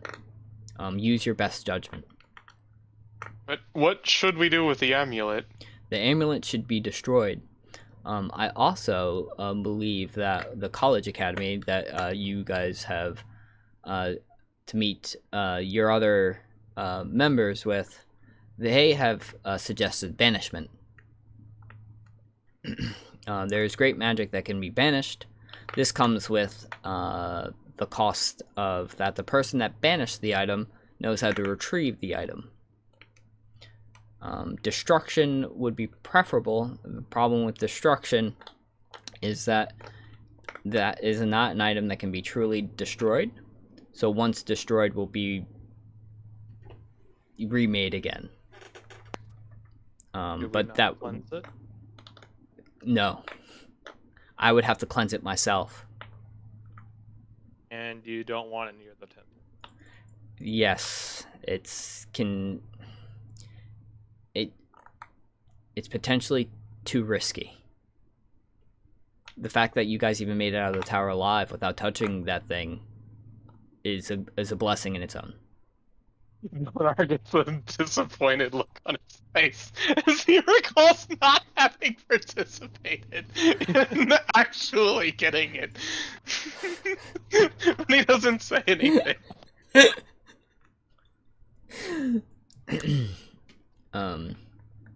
So at this point, Bahamut's like, he's a little worried about the situation that now he's put you guys in. I've put you all in a rough scenario. I wish there was more I can do in terms of controlling the material plane to help and assist. But outside of obviously guidance, and I'm not allowed to interfere. Only my champions can impose my will. Do we have a limit on what we could do to impose your will? No limit as far as I know of. I stand up. I put the shield behind my back again. I'm like, know what we must do then. What must you do? We must aid in the word is removal for this, for the enemy, not destroy. Yeah, removal. So we need to remove this amulet presence from, going to say plane.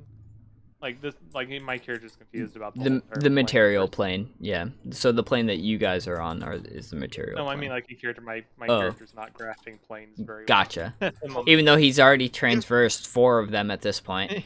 Yeah, it's more like the idea of like he understands like he understands like I guess places, but he's not grasping the what's different about the like. For him, it's mostly like when we go through the tower, like his mind is like, oh, we're just going to different places that we may not be able to get to normally. Like he's not thinking like other existences. Like, like he's talking about these like material plane and other things, and my character's just like, yeah, sure. I don't see how that's different. Got it. So it's like, yeah, if it says like, okay, so it needs to be removed but not destroyed or whatever. We need to figure out a. My mind is like the champions are like spies for these other gods, right? So yep. Like it's to deal with them in any way necessary and hopefully find out a reason, if not just getting rid of in general. Yes. Oh, I do have one question, which is why not reach the top floor? Because if you reach the top floor, then Bane will be able to leave his realm and challenge Moradin. And as much as I don't agree with Moradin in the way that he rules, Bane would be nothing but war on our realm and yours. Is that if he gets there at all, or if he's the first one there? Oh, no, if you make it to the top floor. I'm bound by an oath. I can't tell you what's on the top floor. But the tower is divided into different parts, and I know where all the parts are. In fact, before you even reach the top, you enter this realm that I've brought you to.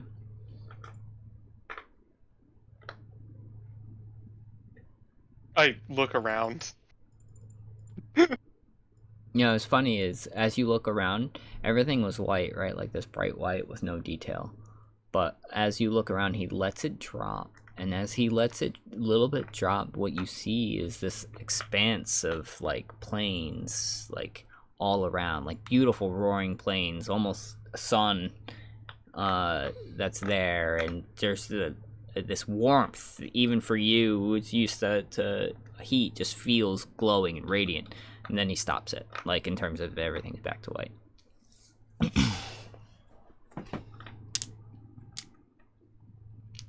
And then he's like, Alright. If you need any other counsel, if you could convince Ezranoth to even come back to this room, I may be able to deal with that matter personally. Because he's not bound to the rules that I have with visiting the material plane. Does he have an issue with you? I'm pretty sure if he could kill me, he would. Okay, so it's not gonna be a voluntary thing if it happens. Got it.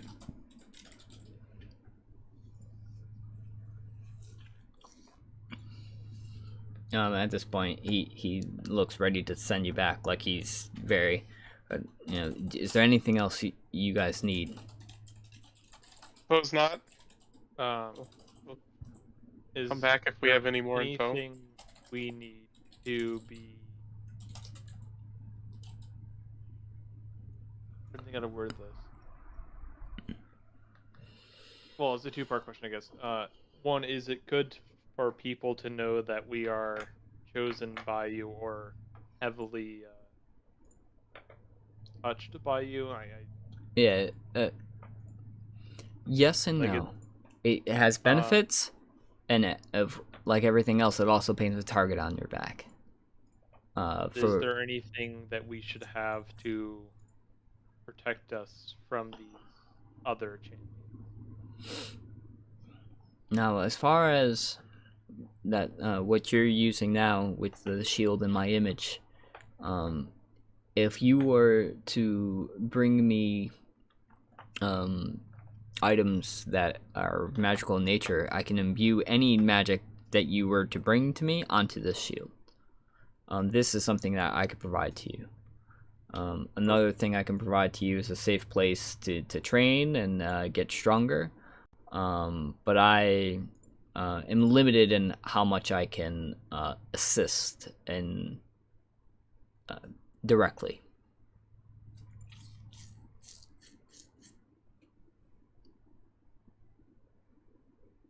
I'm satisfied, and I will do the bow. Yep, he does the bow back, but like almost more like a head nod than anywhere close to a bow. Yeah, I mean, at most, it would be like a slight, almost imperceptible lowering of his head. Yes. If he's doing the same scale of respect that we're doing. Yes. The amount you bow or lower yourself is heavily dependent on your relative station. Yeah. And at this point, he goes, please be safe. Such is the way. And then the white fades, and you're back in the room. I will let you guys tell me now that you have some more course of action, where you want to go. I mentioned to Donar that I would like to visit the weapon shop before things get more complicated. So, out of character for a second, I was going to take this opportunity in a quiet place in the temple to try my idea of like trying to use the wings to glide, since I obviously last time I messed with him I could not fly. Yep. I learned that definitively, at least for now. Mm-hmm. But I was gonna try to glide with using slow fall on reaction as a backup if I fuck it up. But it sounds like we're on more of a time crunch than is appropriate for that. Yo, I will never tell you how to play your character in D&D. I guess, you know what? We'll go. I'll go with Ace's character, and I will just do it in broad daylight, even though I don't like that idea. Oh, what are you gonna do? Doing. Try to glide? Yeah. No, I can't do that. Because I'd have to like climb up the outside of the building. I'm not playing a freaking rogue. Yeah. Going to the map real fast. So, where was the weapon shop we visited before? Was it near the tower, or was it deeper? Yeah, the weapon shop. Yeah, is like right here.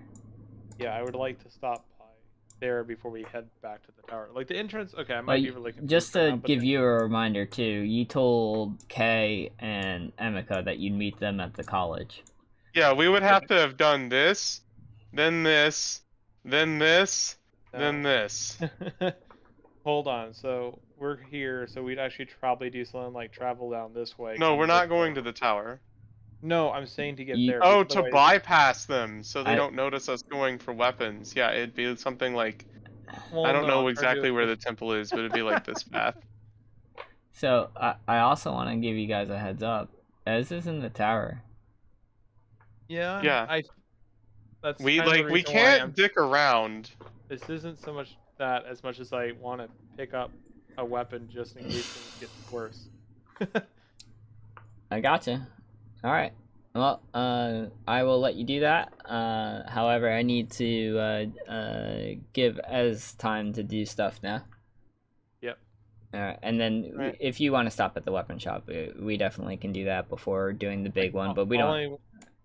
Like, I'm not sure if the shop would have it, but all I'm looking for is a flail. A flail? Just Well- a normal flail? Yep. Yeah, you can just mark off whatever normal gold for the flail. We'll do 100%, and then you can have that weapon as well. So this way we don't have to do another private session for that. All right. Can I try to talk the price down? No. It's a simple flail, like. Yeah, it's not even very expensive though.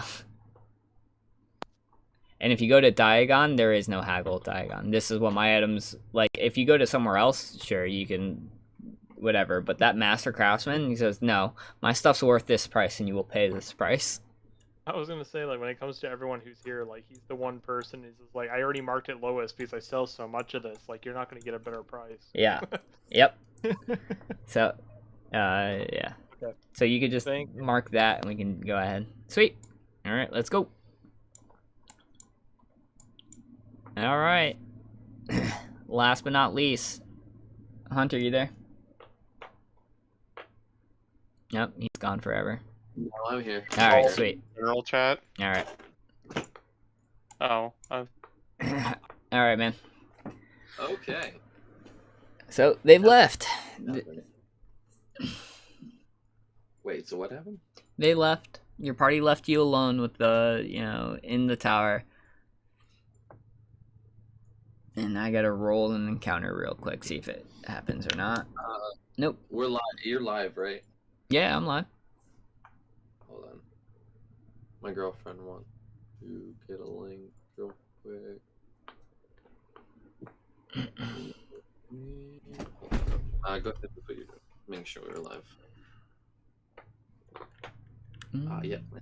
Top of my fucking subscription.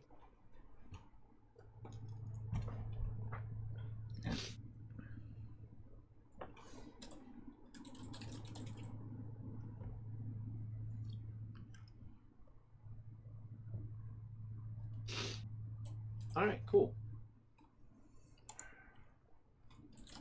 Let the evil begin. Indeed. Alright, man. So they left you. You're sitting there. You've got about 5 Merchants Guild members, about 5 different clerics in there, and about 2 different guards.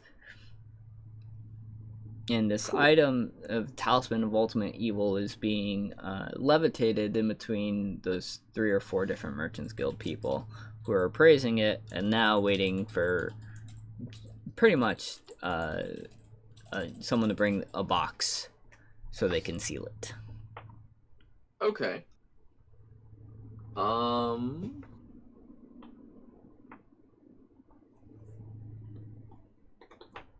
I have an alms box. I will do that. I'll pull my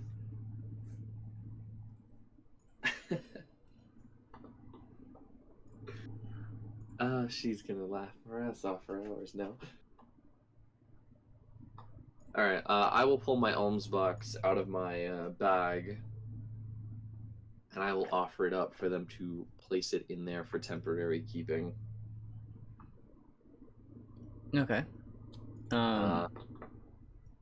With obviously the interesting line of the party is currently, whilst we figure out what we wish to do with this further, we request that it be placed in this box and left in my care for the time being. Persuasion.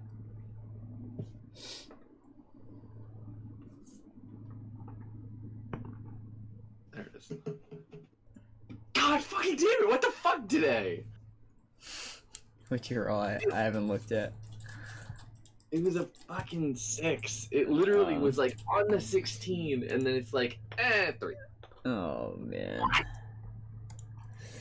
At this point, he's like, no, we have a special box that will, contain that will contain all the magic inside of it. That's the box we're gonna place it in, and at this point, that box is here.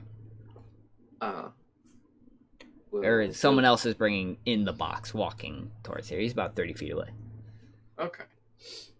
Well, does the guild plan on, or do you plan on honoring our wishes as the party that brought it in, though? This amulet's not to leave this room. I will not remove it from the room, but the rest of our group, whilst we figure out what we wish to do with it, has asked that we keep it in my care for the time being. If in your care means in front of me and in this room and inside this box with no one touching it, then sure.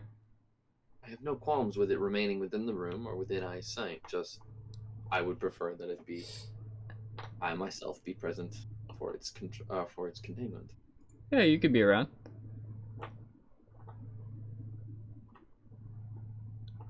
At this point, the box arrives. They place it in the. They gently levitate the item back into the box, and they then close and seal the lid. At this point, a magic's being cast.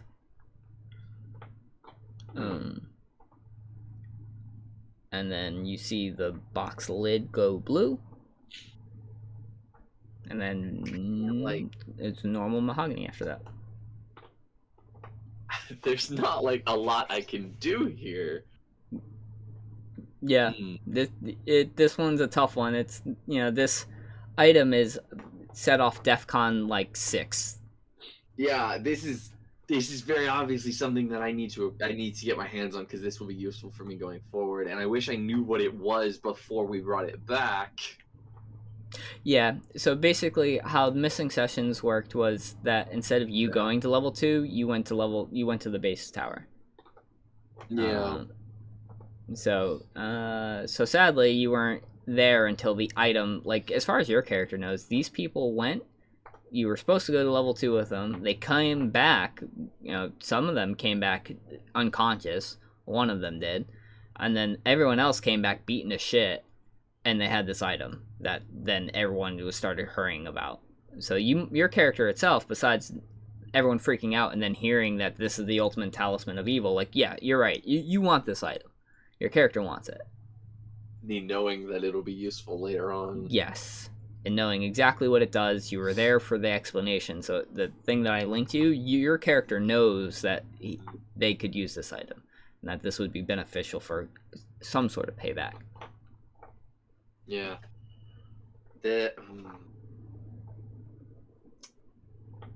I'm curious, would I have had any, like, I mean, would it have been possible for me to have just known what the item was upon seeing it, considering my connection to the divine?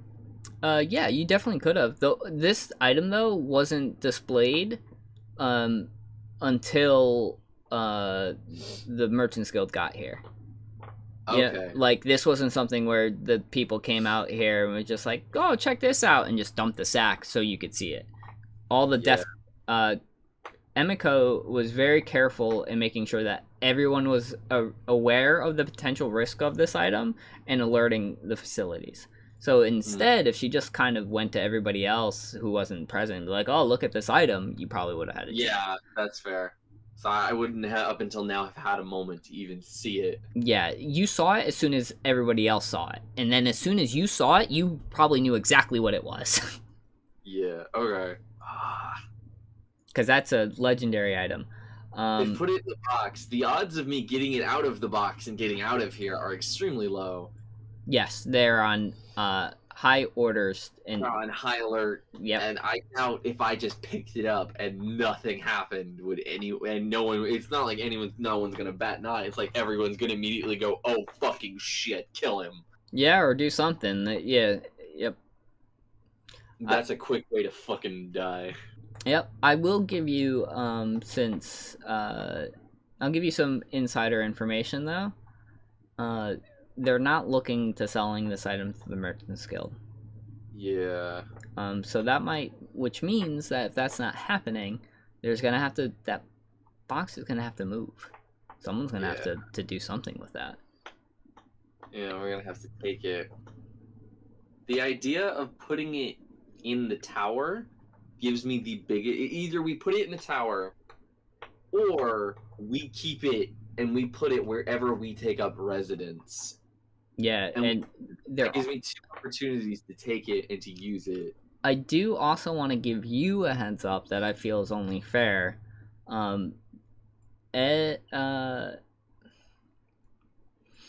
Silver and Donar character have met with Bahamut personally. Oh shit. They're now have a little bit. They have an idea of your background, but only from Bahamut's perspective, obviously. Because they described you. Oh fuck. So here's how I'm gonna explain why I'm telling you this. Is you felt Bahamut's presence. Seeing you used to be used to this forever, right? And when they went and they grabbed him, you now know that these 2 people, or at least 2 of them, have a strong inclination of what you're here to do. Or at least, maybe not what you're here to do, right? But that you are tied to Bahamut, and not in the best way. Oh, fuck. What's worse is that we were having this conversation before you guys switched over. Oh, were you guys really?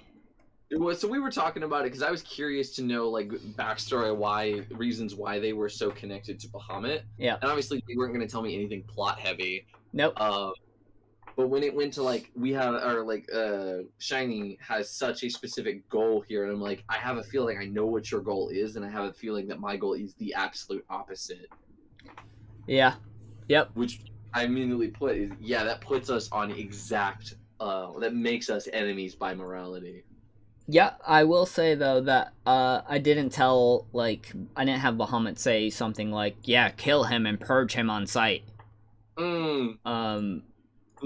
Basically, be warned, he is not what he appears. Yes, more or less. So they will be hesitant, but I want to give you the heads up because I feel like that your character would feel the presence of Bahamut and be like, "Oh no, this isn't good." So you can roleplay that as needed or as necessary, right? My plans are accelerating. Yeah, I've kind of almost, and I didn't do it on purpose. It was just kind of how I've kind of forced you in a plan of action of some kind, right? I have to do something. Yes, you either have to try to bind the party to see your side and try to go with you and your will, or take action of some kind, right? Yeah. I'll obviously give you time to think about it. If there is something you want to move on, in my opinion, you're better off waiting to see what the party wants to do with this item, and making a move or doing something when it's in transit. When that happens, the easiest way to do it. The only other thing that I can think of, because now that I know Bahamut is present and has spoken to and is present in the world in a physical form, my desire to take this to use it becomes stronger. Yep. Yeah, it makes sense, right? It's like he's here now. I can just scoop up this item and, This would give me the power needed to at least wound a god. Yeah, especially a good aligned one. Yeah, I know I'm not strong enough to beat him, but I might be able to lock him in a mortal coil if I do enough damage. But then I'd have to run. I'd have to escape into the tower, find Eris. Yep. Find your brother on top of that. There's a lot of moving pieces. You have to decide too what's more important. Vengeance or trying to save your brother, because it's going to be one a lot easier when this party keeps climbing the tower than, it will be. I need the party to make it to the top of the tower, but I need Amulet to hopefully further my goals. I need my brother to actually stand a chance. Yep. And I will let you know too. Your brother doesn't have that power bump that power decrease that you did, because you were brought back to a mortal, right? So if you do Yeah. find a way to save your brother or, reunite with him, he's a level 20. He was just Yeah. as badass as you were. He's still as powerful as he was before. Yep, because he didn't get transferred back down to a human body. Yeah, he's just been made to be a thrall. Yep. I need to wait and bide my time. Yeah, I want to give you all the pieces you need to make a good decision, and whatever it is, I'll be looking in my DMs, so if you want to do any sleight of hands or anything like that, I will say that, and I like giving you some insider information. Right now, the 3 ideas that have been kicked around is bringing it back to the tower. The wizards have said, hey, we can banish the item into a different plane. That can't happen. And Can't let that happen. the church has said that they can try to destroy the item. From what you know about this item, is this item can never truly be destroyed. If you destroy it on this plane, it will exist somewhere else. Yeah, it just exists on another plane. What you know about banishment is that you can't truly banish the item, and the person who banished the item can always retrieve the item. Yeah, so I don't know banishment yet. Damn it. Yeah, I will. If you knew anything in terms of like plane travel too, which is something you can work towards, yeah, we can even make this its own side thing as as you climb. I just need 2 levels. Like I need like 3 levels, and I can start doing more powerful shit. Being that I'm still limited to just paladin right now makes it harder. Yep, more difficult. But so my suggestion is wait. But D&D is a thing where you play your own character. So you gotta tell me what you want to do. Patience is the key to all things. Yeah, especially for revenge. We will bide our time and resist the urge to fucking body everyone in this place and take it. Now, everyone agreed to meet at the Wizard's Tower, the Wizard's place. You're staying though totally with the amulet, right? I'm staying with the amulet to safeguard it. Okay. All right. And to make sure that no one else does what I'm doing. Yeah. Taking or wanting to take it. All right, sweet. No one will take it from me before I can. Sweet. Then I'm going to move up to the general room and let them come back to you. Cool. All right. This shouldn't take long. Dragon? All right. No. We all caught up? Yeah. Yep. So, with the exception of Ezranoth, who's still in the tower, after a short detour, Silver and Donar will be back to the Wizards College, the College of Magic in the tower. And the building's description is it's a spiral tower. It's very large. It's like 200 radius wise, like feet. It's beautiful. Blah blah blah. The etchings of the sign is actually in Fairy Fire that changes languages every like 30 seconds. And when you get there, you notice it's Draconic, and then it's some language you can't read, and then Abyssal. Wait, does it actually like detect who's actually seeing it for the first? No, it looks like it's random. Oh, okay. I just happened to roll Draconic. Do I see Elvish go by at any point while I'm walking? Man, everyone wants to. Nope, it doesn't Elvish in the 2 minutes. If you stop and stare, like if you, It take 2 years. you'll eventually like it cycles through lots of different languages. What about Dwarvish? It went to Gnomish next after that. So if you speak Gnomish. Is Gnomish comparable to Dwarvish? No. That's racist, sir. They both live in the ground, right? No. Wow. No one's ever called me not racist before. That is true. I have never called you not racist All right. before. Well, so the exception of Ez, everybody's in at the academy now. You walk in, and it's funny though is when you walk into this room, this spiral tower, right? You see bookshelves all around the whole entire circumference from the door, and they go up all the way through the tower. Like if you're looking all the way up and it's high, you barely can see the top. and what you see is a woman in front of you with blonde hair, brown eyes, and like curly blonde hair, and she's pretty short. She's like 5'2". She seems to be some sort of librarian for the college, or at least Human? you know, yes, human. That seems to be asking questions. But if you're looking around, you'll literally see people either levitating and like reading a book while they're levitating across the bookshelves, or what you'll also see is some people on hooks that are attached to the ceiling, and they're either rappelling or climbing down, or some of them are hanging in like a harness while they're reading their books. But everyone, Silver and Donar, roll perception for me.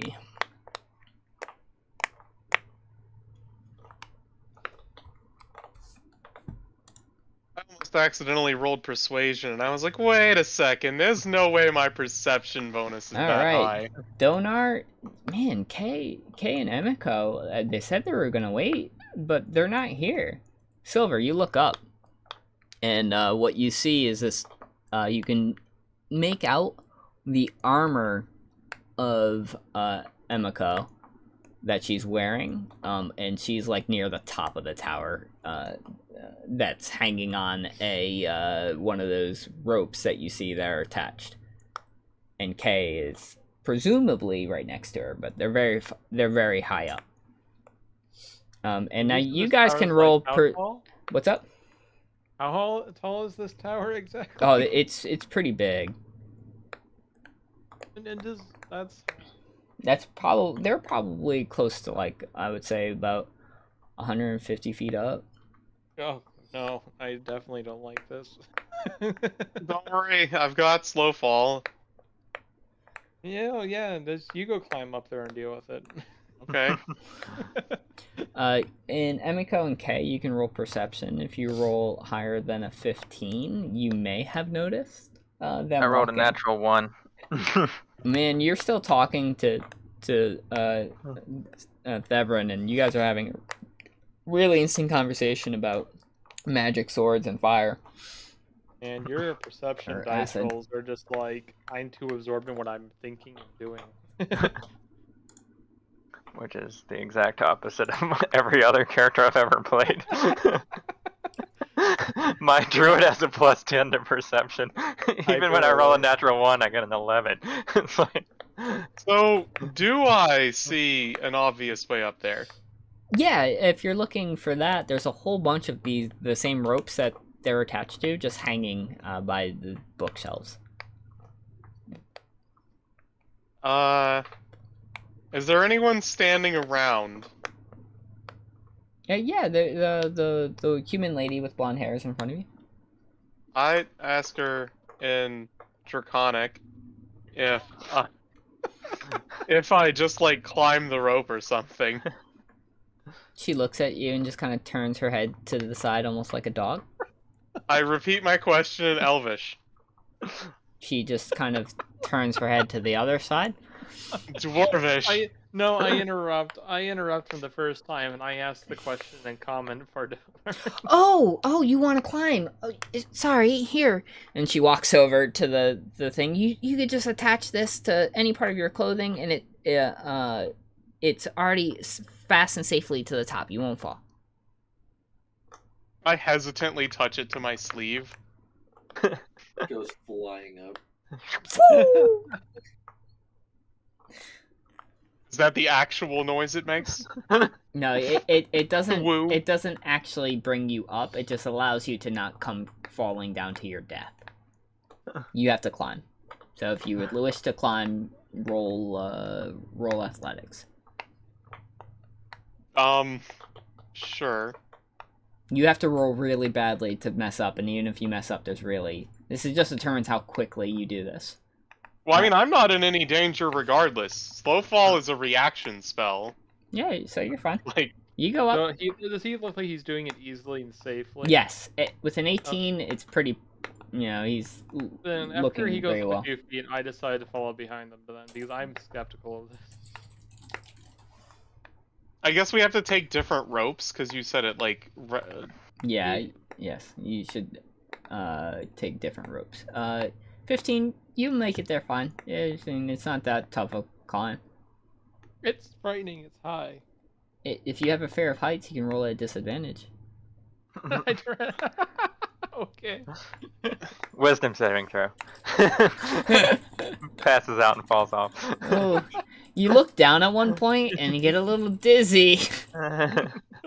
No wisdom saving throw.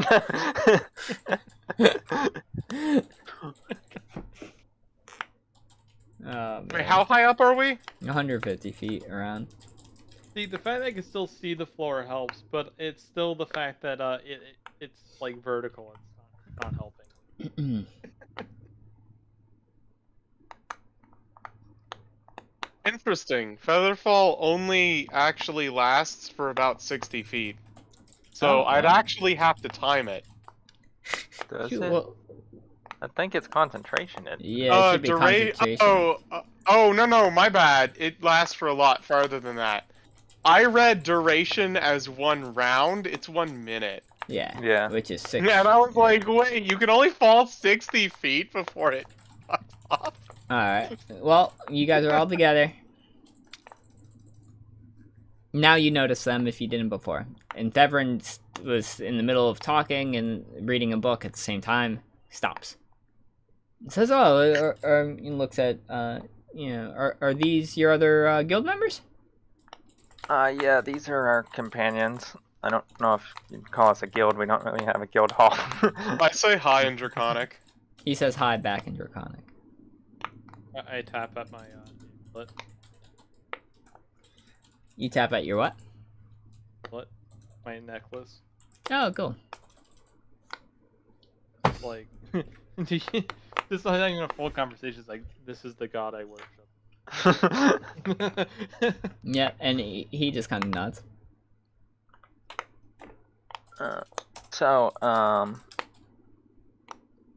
Devrin here has offered us an alternative to get, or to do something with the amulet.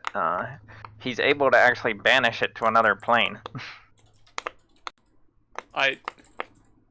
That doesn't even, like, phase Donar, and he just, like, nods.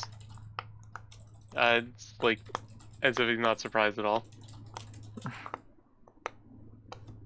Like, okay, let's, you wanna get the, go get the amulet and bring it back here? I think we take him to the amulet. Oh, that's even better.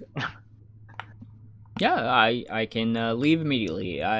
This is much more pressing than whatever boring meetings Helen had scheduled for me. Alright. Do you guys have anything else that you need to do before we go? I'd ask him, if he has a book on shielding magic I could borrow. I don't know if they loan books or anything. Again, I'm asking in Draconic. Of course! And at this point, he opens up his robe and just takes out a book.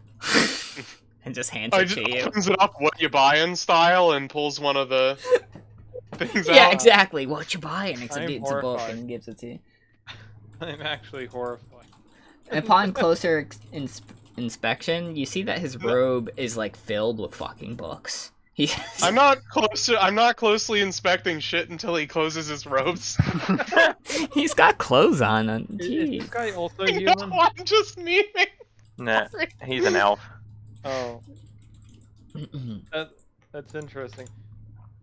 At this point, he goes, "Oh, since we're going down, anybody who is not afraid of heights, I suggest just doing this." And he actually puts the clip on himself, stops levitating because he was levitating, and then he just kind of throws out his hand and leans backwards and does like what you would assume is like the reverse of the leap of faith in Assassin's Creed. And he just lets himself fall. I look down, and then I look at at the rope, and then I look back down, and I just unattach the rope. And attempt, we'll see how successfully glide safely down. Alright, roll a dex saving throw. And if I fuck it up, I'm using Featherfall on reaction. Okay. Man, how did your character die? Funny story. 11. Okay. One of the most important characters of your party die? Well... Alright, with an 11... Here. With an 11, you start to... Your wings, they fill with air. You know, they're big. You're like, oh man, maybe I can do this. Right? Like, you know, I should be able to... And you start off pretty good, but then as time goes, your kind of weight distributes in a way that your body's just not used to. And you do start falling very quickly. Oh, well, that's kind of better than him drifting forward and hitting the side of the boss. Knocked himself unconscious. So this was a tier DC save. That would have been if he rolled a 9. That's exactly what would have happened. Oh, I could have legit just died. Yes. You came very close. What is that? You have a history of your characters making it like 3 sessions? Yeah. Your first character always dies.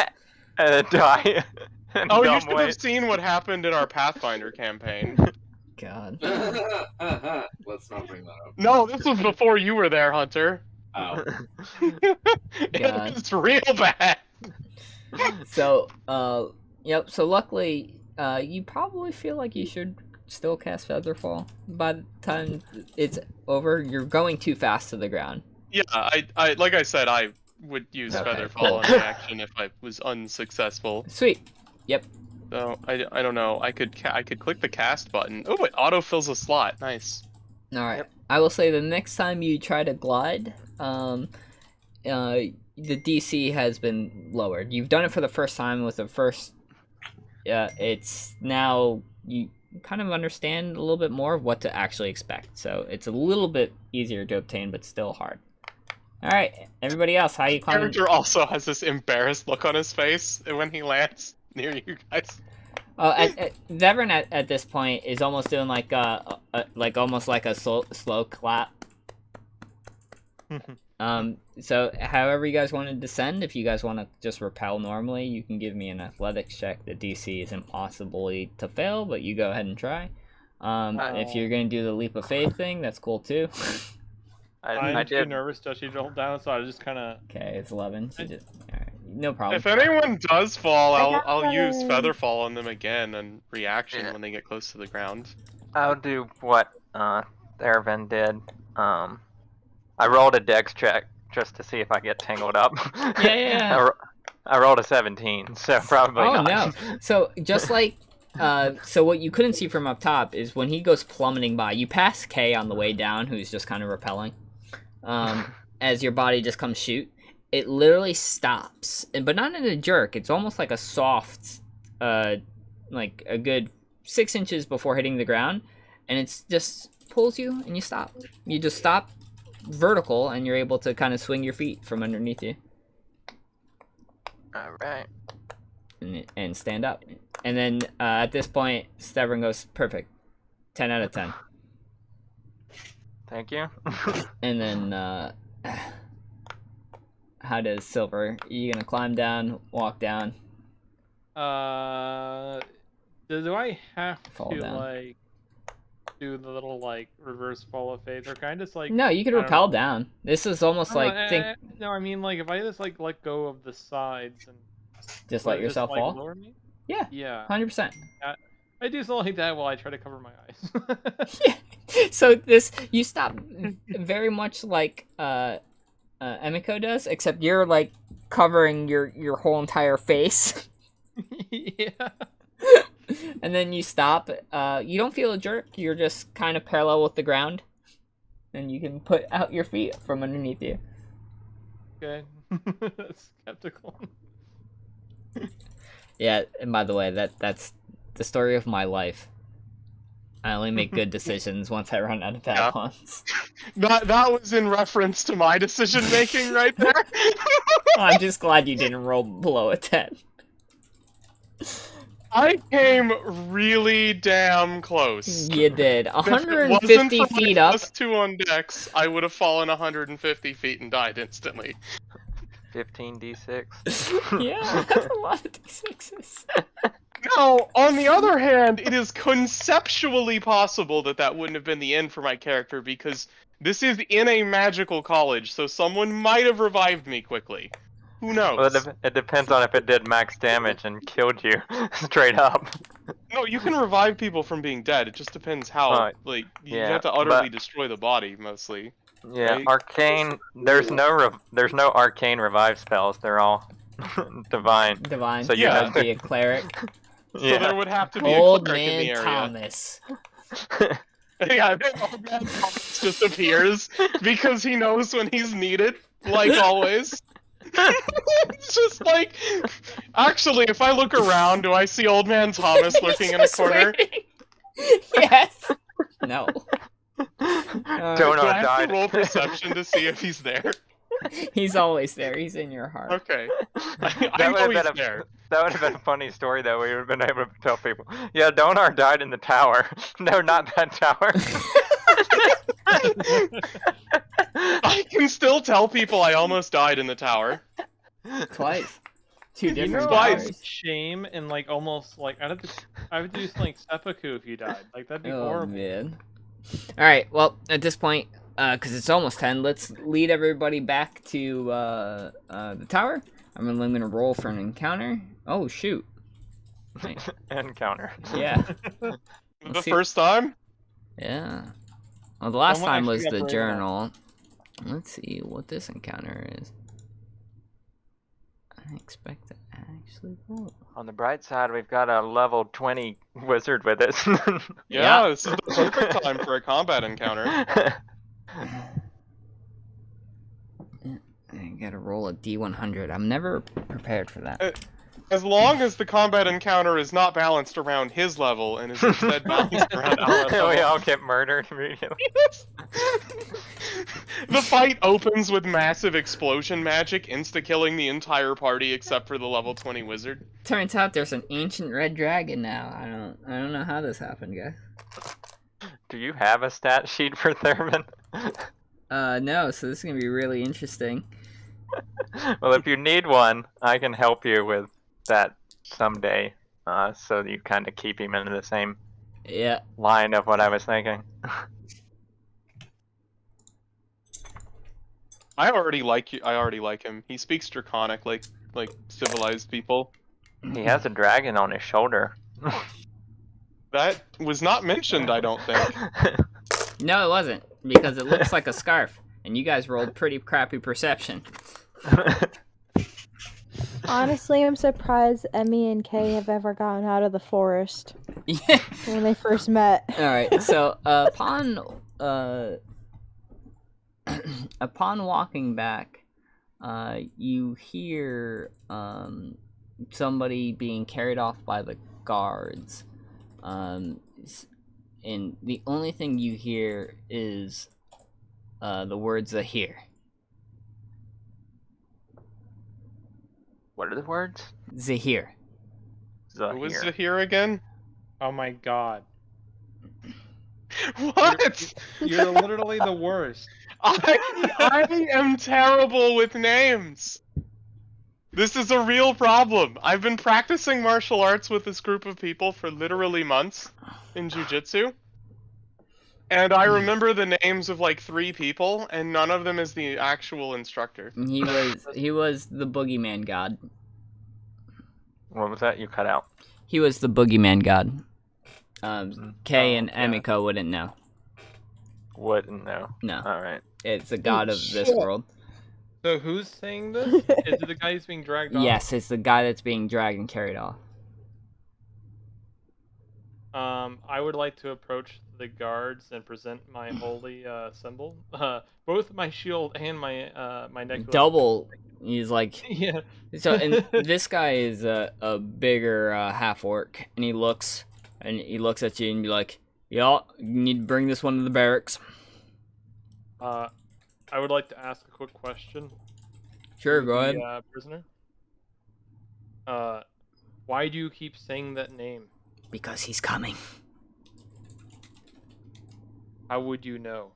Because he visits me in my dreams. I look horrified, and I'll look back at Donor, and I'm like... I look back at him with a very skeptical expression. I think that guy's crazy. Actually, wait, is the guy believable? Like, do I believe him? And I mean, I can't tell you what you believe and don't believe. It sounds do like an a insight crazed to old see- man. Can I do an insight to see if he believes what he's saying? Yeah, I mean, that's more what I was asking. Yeah, like, go I ahead. try not to ask to roll things, No, but, like... Go ahead, it's okay to ask the roll. Yeah, both of you can roll insight.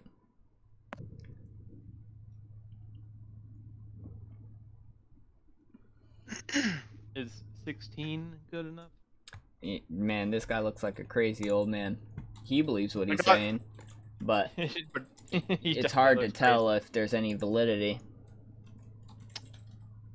I maintain my description of thank looking the orc skeptically. for his time, and I put away my shield again. Alright, he nods and then he continues walking. I give him the fist in hand and a slight nod. Yep. He just kind of nods back and then continues on his trek. These are one of those encounters that might have an importance later. But luckily it was not an Yeah. actual combat one, so I don't have to worry about rolling anything at 10 o'clock.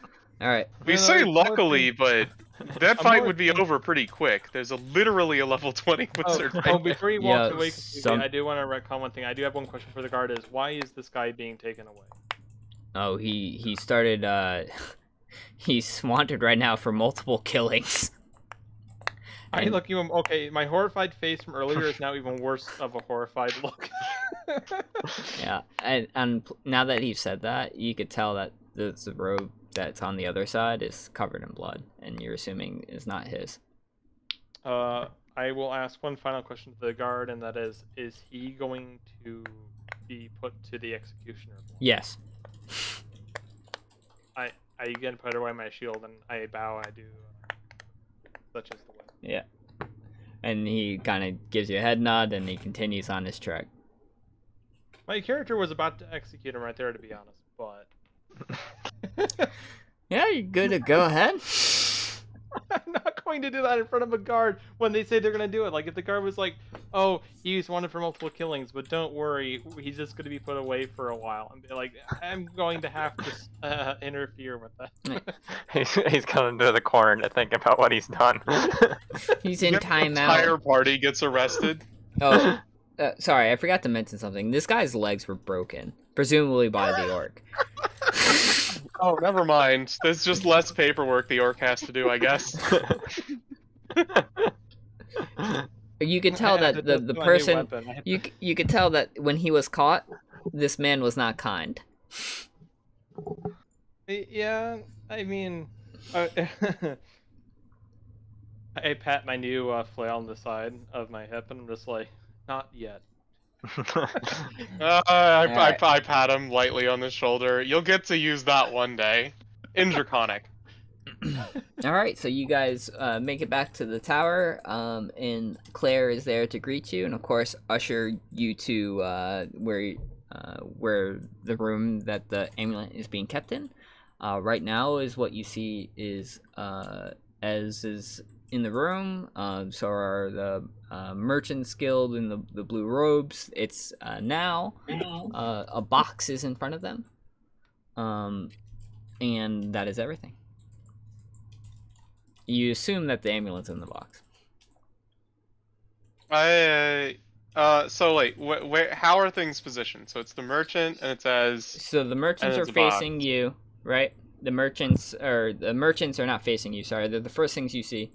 From the Merchants Guild, the 5 blue ones. Then's the box. Then is Ez, and then behind Ez is about 4 white robed, so the healers and clerics. And then there's 2 more guards on the side, and these are the adventurers' guards. Alright, I'm gonna kind of whisper to Thervin and be like, do you mind taking a look and making sure they didn't try some switcheroo thing? Yeah, so at this point he walks in, and oh no, they sealed this lid. And then he snaps his fingers, and the blue magic that was used to close it and lock it has been clicked, and then it opens. And then everyone can get a good look at that locket, and there's no mistaking the aura that's coming from that. It's like, nah, that's the real deal. Perfect. I'll step back and let you do what you gotta do. And the Merchants Guild goes up to Thevron, and it's like, why are you here? And Thevron's like, we're doing the responsible thing, and we're banishing this item. Wait, what? Well, I'm going to banish it to another plane where no one can use it. And at this point, the Merchant Guild guy is really confused.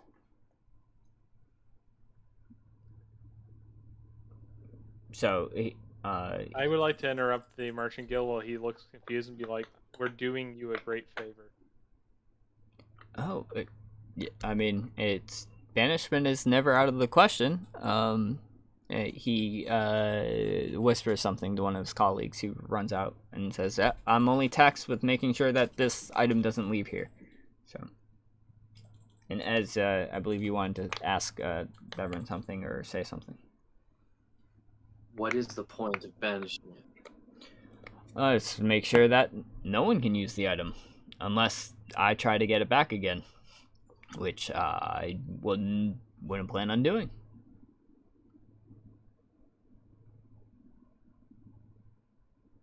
I looked to the rest of the party, and you all Yeah. agreed to this? We felt this nod. was the best option. It was either give this to someone we're not sure we trust, take it back to the tower, which we didn't really want to do, or this. They were pretty much our only options.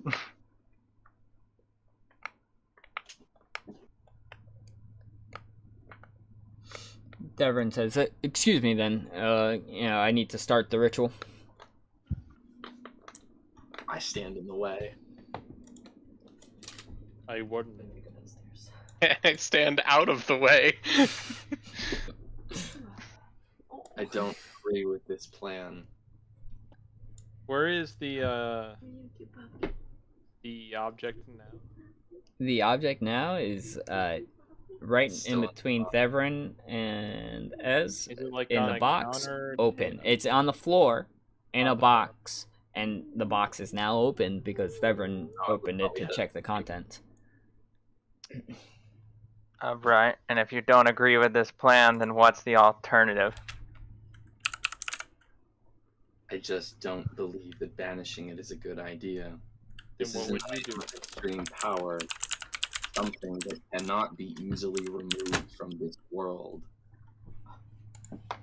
Thevron And looked, once again, I ask you, what's the alternative? I don't have a good one. Well, Not then one- this is what we're doing.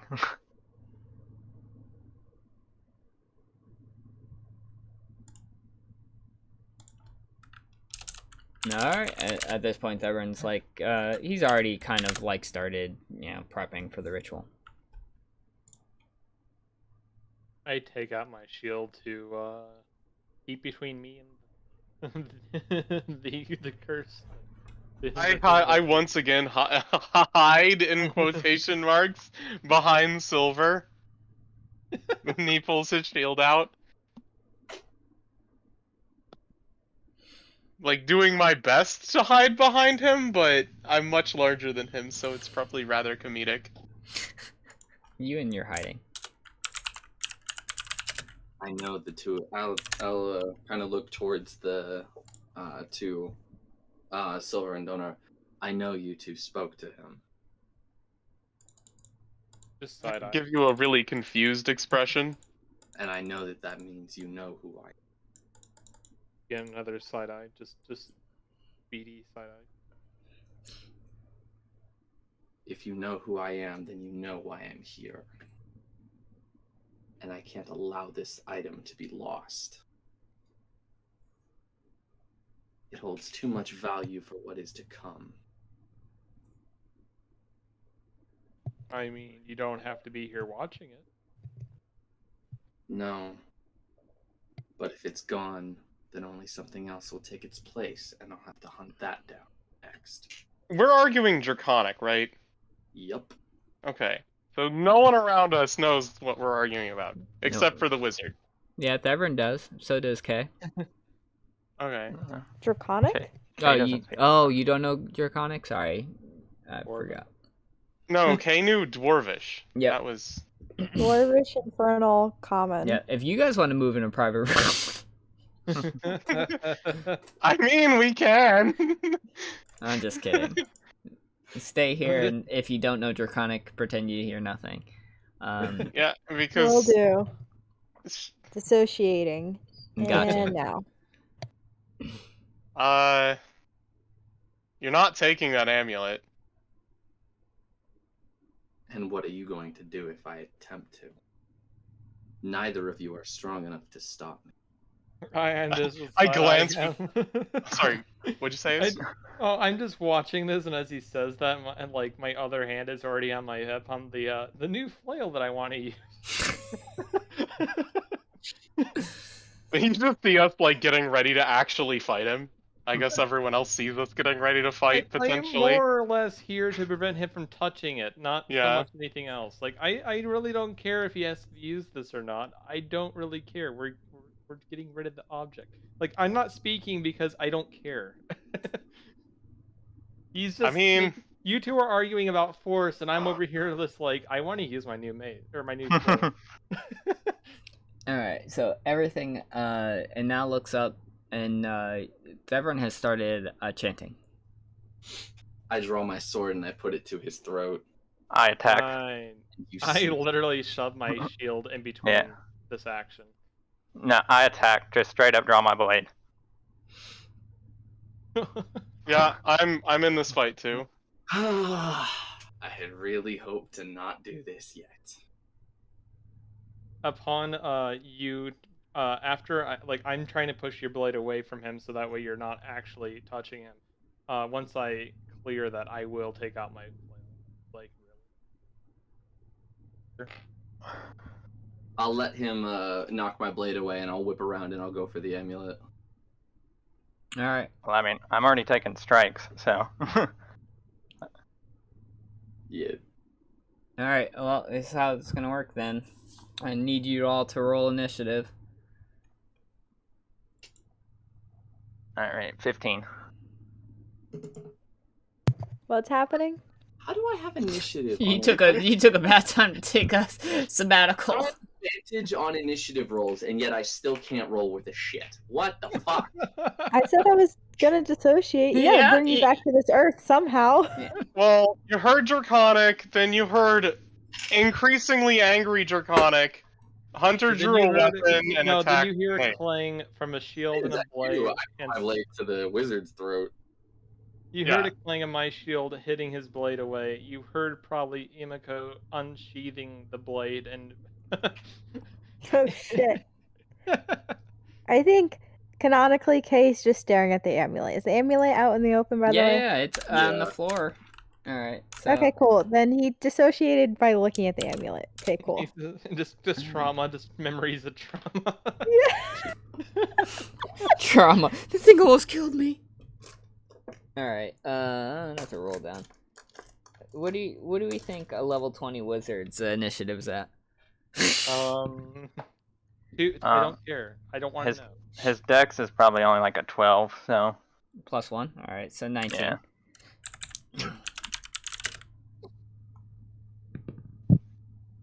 Wow, that guard is fucking sleeping. I have to fight every motherfucker in this building now. Listen, and they're not all necessarily engaged in combat, right? But they all have to do something. Watching. They've all been charged with making sure that this amulet doesn't move. So, alright, let's do this. I need 20 through 25s. Anybody rolled initiative? I got a 22, I believe. Where's the list of things? Yeah. Donar, 22. I got a dirty 20. Yeah, so 21 total, right? No, that was the inside check. You got a dirty 20? Sweet. Yeah. Alright, then the wizard's going... Thevron's gonna go. Oh no, I got a nat 20 plus 2 for nice. A 22. Alright, 15 through 19. 15.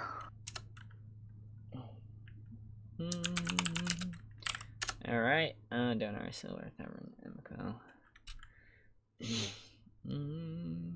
Alright, and then 10 through 14. Oh no, here's what we'll do. Since you're just staring at it, Kay's just gonna go last. If she wants to go, she can go after or he can go after everybody else does. What did you roll as? I rolled a 3. No, don't tell me you rolled a 3.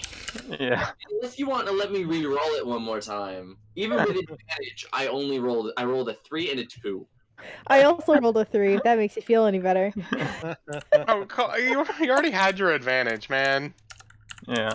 The dice hate you, the dice hate you. I've let characters die because the dice hate me. No. I think this is how it went. You did an action before all of us, right? So this canonically means that you took out your blade, you put it to his throat. Now everybody has reacted to this, and now. Yep. Yep. So Donar, you get to go first. So what are you doing, homie? I mean, like all the things have happened. Like he's already fighting us. I don't think technically. Like, okay, that actually is a really good question. So the only thing that's happened so far is I pushed away the blade. Imiko's taken out her blade, and he's like in the stance to strike, right? And I'm going for. He's going. Ez made it sound like he's gonna try for a twofold, like a strike and then grab amulet. Yeah, I'm letting him knock the blade away, and then with the momentum, going for the amulet. Yep. So if we want that to happen, I think that should happen first. Otherwise, it doesn't. Like reaction-wise, it doesn't make a lot of sense. Yeah. If that's happening, then the thing that was happening concurrently to that, which was Imiko, getting the sword strikes in, would also have to happen, right? Because logically, those were happening at basically the same time. yeah. From the way people were role playing. You'd have to roll though for the strikes. All right. I mean, yeah, if that's where we want to kick it off. Yeah, because I mean, like before that, I was still kind of hoping that we weren't gonna have to try to kill each other. Emmy doesn't care. She's going for the strikes. Kill any of you? Yeah, just I just can't banish this out of the amulet. All right. Well, if you want me to go for the strikes, I will. Real question: you're grabbing for the actual object and not the box? Yeah. I went when he drew the blade. I didn't wait for him to go for the amulet. Yeah, so you started moving once the blade was drawn. Yeah. Which would make sense for you to get strikes in. All right. So go. Roll. I'm just going to give one attack. It's going to be like a surprise round attack. Don't use action surge or anything like that. Oh, that's lame. I know. It should be a full turn, man. No, I'm treating this as a surprise round, but with only one. A surprise round is full turn. Yeah, but do I at least get a bonus action? Yes, you can get your bonus. All right, I'm gonna use one fighting spirit. Damn. That is a 20 to hit. That's gonna hit. Alright. That is 10 points of damage.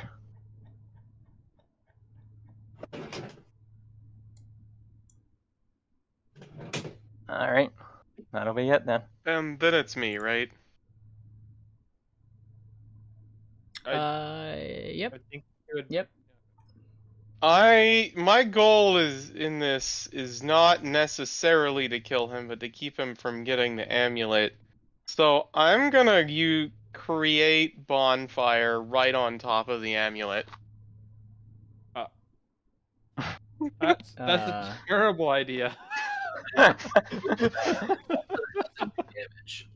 Yeah, your bonfires. How It's 5 by 5, isn't it? Yeah, it's 5 by 5. Devrin's close enough to be in this bonfire. He was right on top of the amulet. The wizard? Yes. I think. I mean, can I position it in such a way that it is encompassing the amulet and possibly Hunter's character, but like off in such a way that the wizard's not in it? Yeah, you probably could do that.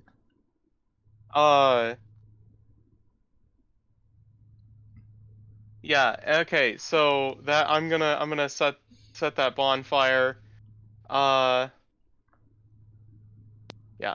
That's my spell there. Oh, that's a cantrip actually. Okay. And that is 1 second.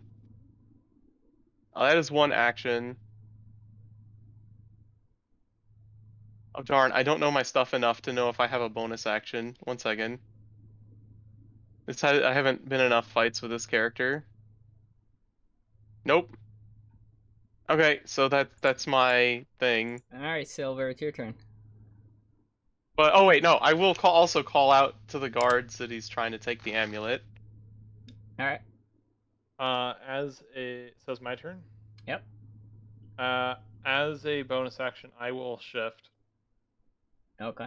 and I will use my voice of authority for stand down. All right.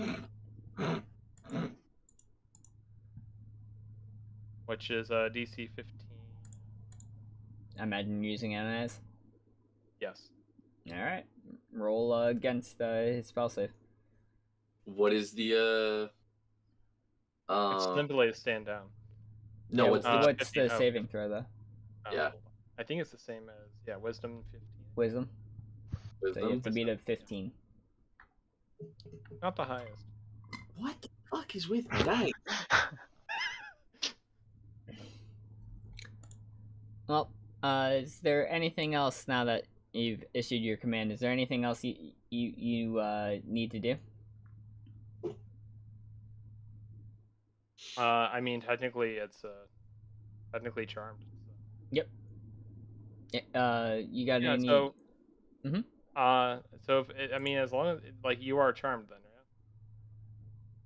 Yeah, he's charmed.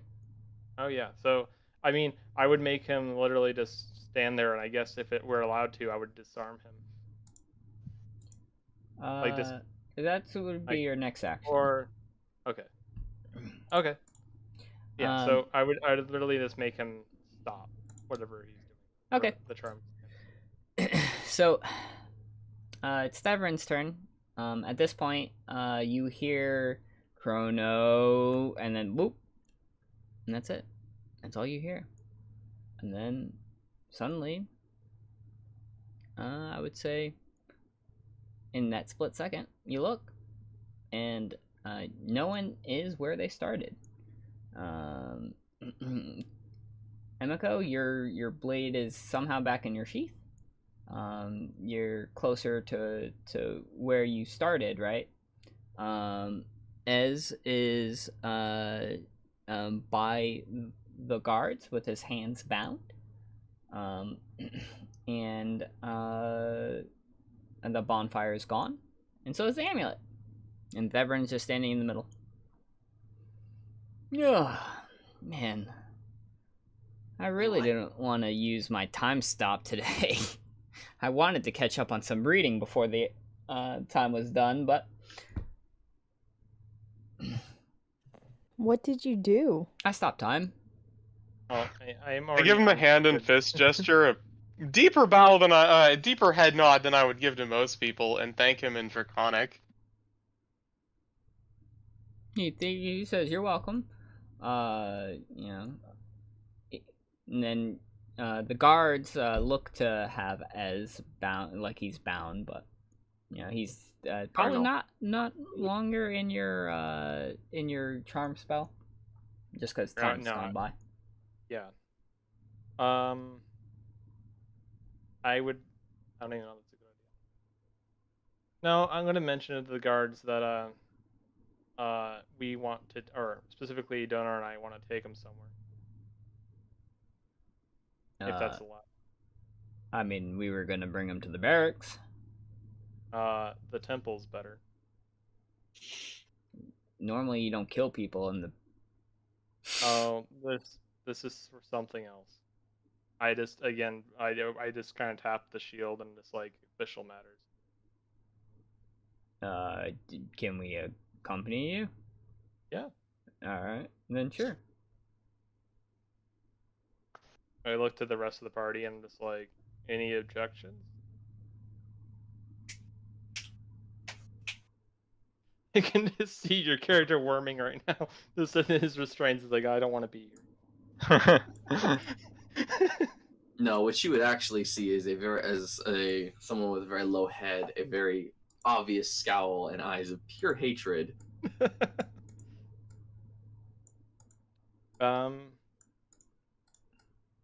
Yeah. So, the box is empty, or did the box disappear with it? No, the box is gone. Okay, good. I was just like, I don't want this to come back and just have it, the thing sitting on the ground somewhere in the near future. Yep. Can I roll an insight check on Thervin to see if I believe he actually... Vanished it? Yeah. Yeah, go ahead. That's a 10. As far as you know, he's been trustworthy up till now. I'm not even gonna roll. I'm blindly trusting him. Yeah. I'm assuming that you made the correct choice by going to this person, so I'm trusting your judgment. It's something that well, this Emiko... Yeah, go ahead. Yeah, this is the guy that created our bracelets. If he wanted to kill your ass, this wouldn't bring you to the tower. I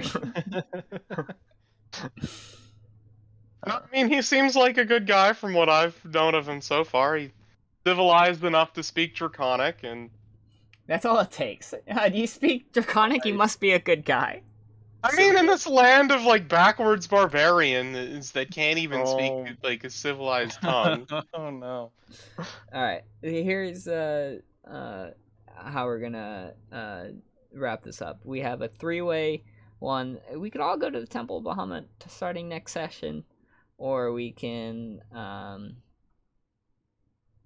split off from there, but it's 10:26 and I do have work tomorrow morning, so. So do I. I think one of the ways that we can handle this is that, if anybody agrees with this, is that we technically bring Hunter to the temple already, and then he can do his start, if that makes sense, whatever is going to happen at the temple with him. Mm-hmm. And then we can join back and as a group to figure out how that goes, I guess. So you suggesting we do that? Because why would Hunter be role-playing this alone? No, what I'm saying, because I'm not going to join him in that conversation. I'm literally going to, for the most part, I don't think it's a room that we can necessarily close off, but I will just literally force him into the situation. Tell him I'm going to have a conversation with dear old dad. Yeah, we're going to toss you in the glory closet. Yeah, that's what I'm thinking. Like, all we're going to do is use the guards, we're going to toss him in the room, we're going to make him at least touch it, and then I figure that will be the end of this session, and then whatever happens will be with his conversation going forward. Yeah, that's a good place to leave off if like Hunter and the DM are both cool with that. That's fine with me. I mean, by all means, attempt to put me in front of my father. Go ahead. I mean, okay. Well, I mean, it's the guards that are dragging you there. We're just making sure you don't try anything. Because the two of you could totally stop me if I really wanted to do something. I'm also gonna ask if the wizard doesn't mind following us, because this guy seems to be causing trouble. Yes, the only one capable of stopping.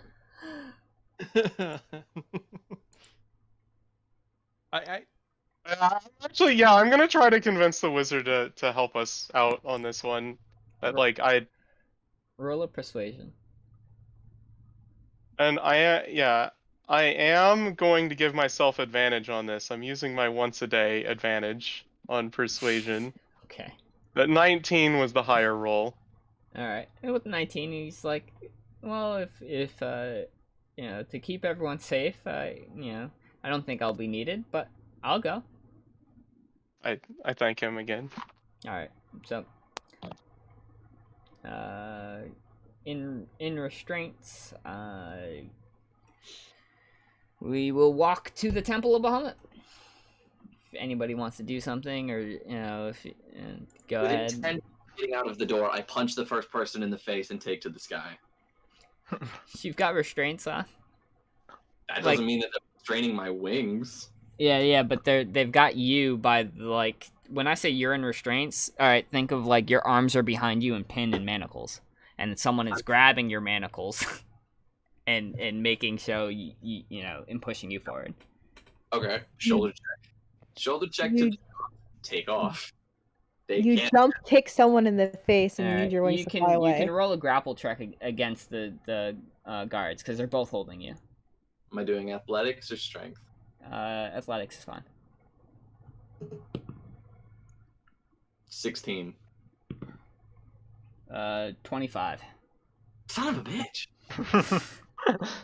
So despite trying to move, they have you pinned. Like in terms of like you're grounded. These guys are strong. By the way, I have no idea what's going on here, so I'm not going with the group. I'm staying back. All right, you're staying back in the tower. So everybody else will meet back at the tower. What's Kay doing? Well, Are you I following was. us? You what? Is Kay following us? Yes. Oh, this is No, I great. mean, I would suggest that you guys follow us so we can discuss what we're gonna do, because the day is about over. We're not about to go right back up the tower.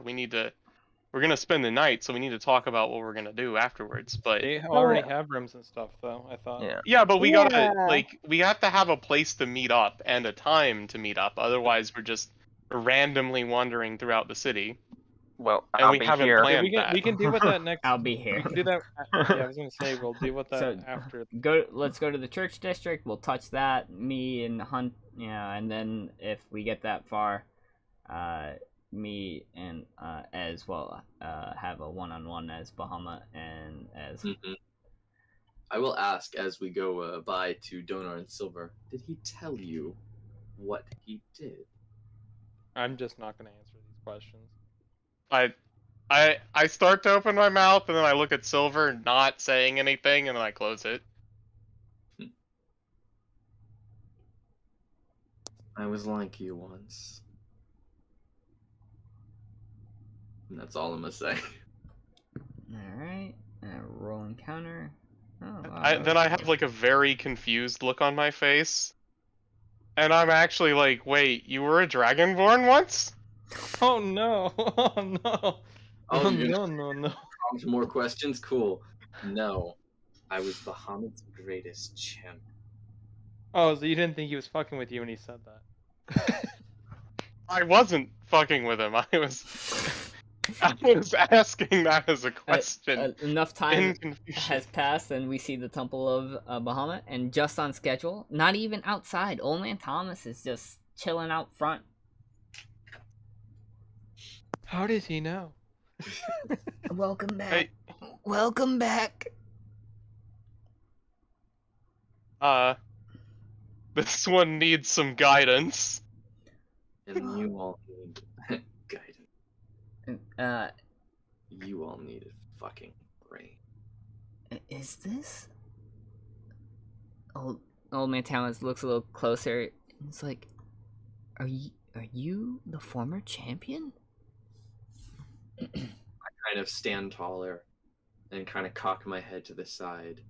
Yes, I am Ezranoth, Straight this first way. born of Bahamut. Straight this way, as he kind of hobbles his way to the temple. And inside the temple, the guards are still there. Leads you to a small room. It's a very small room behind the altar.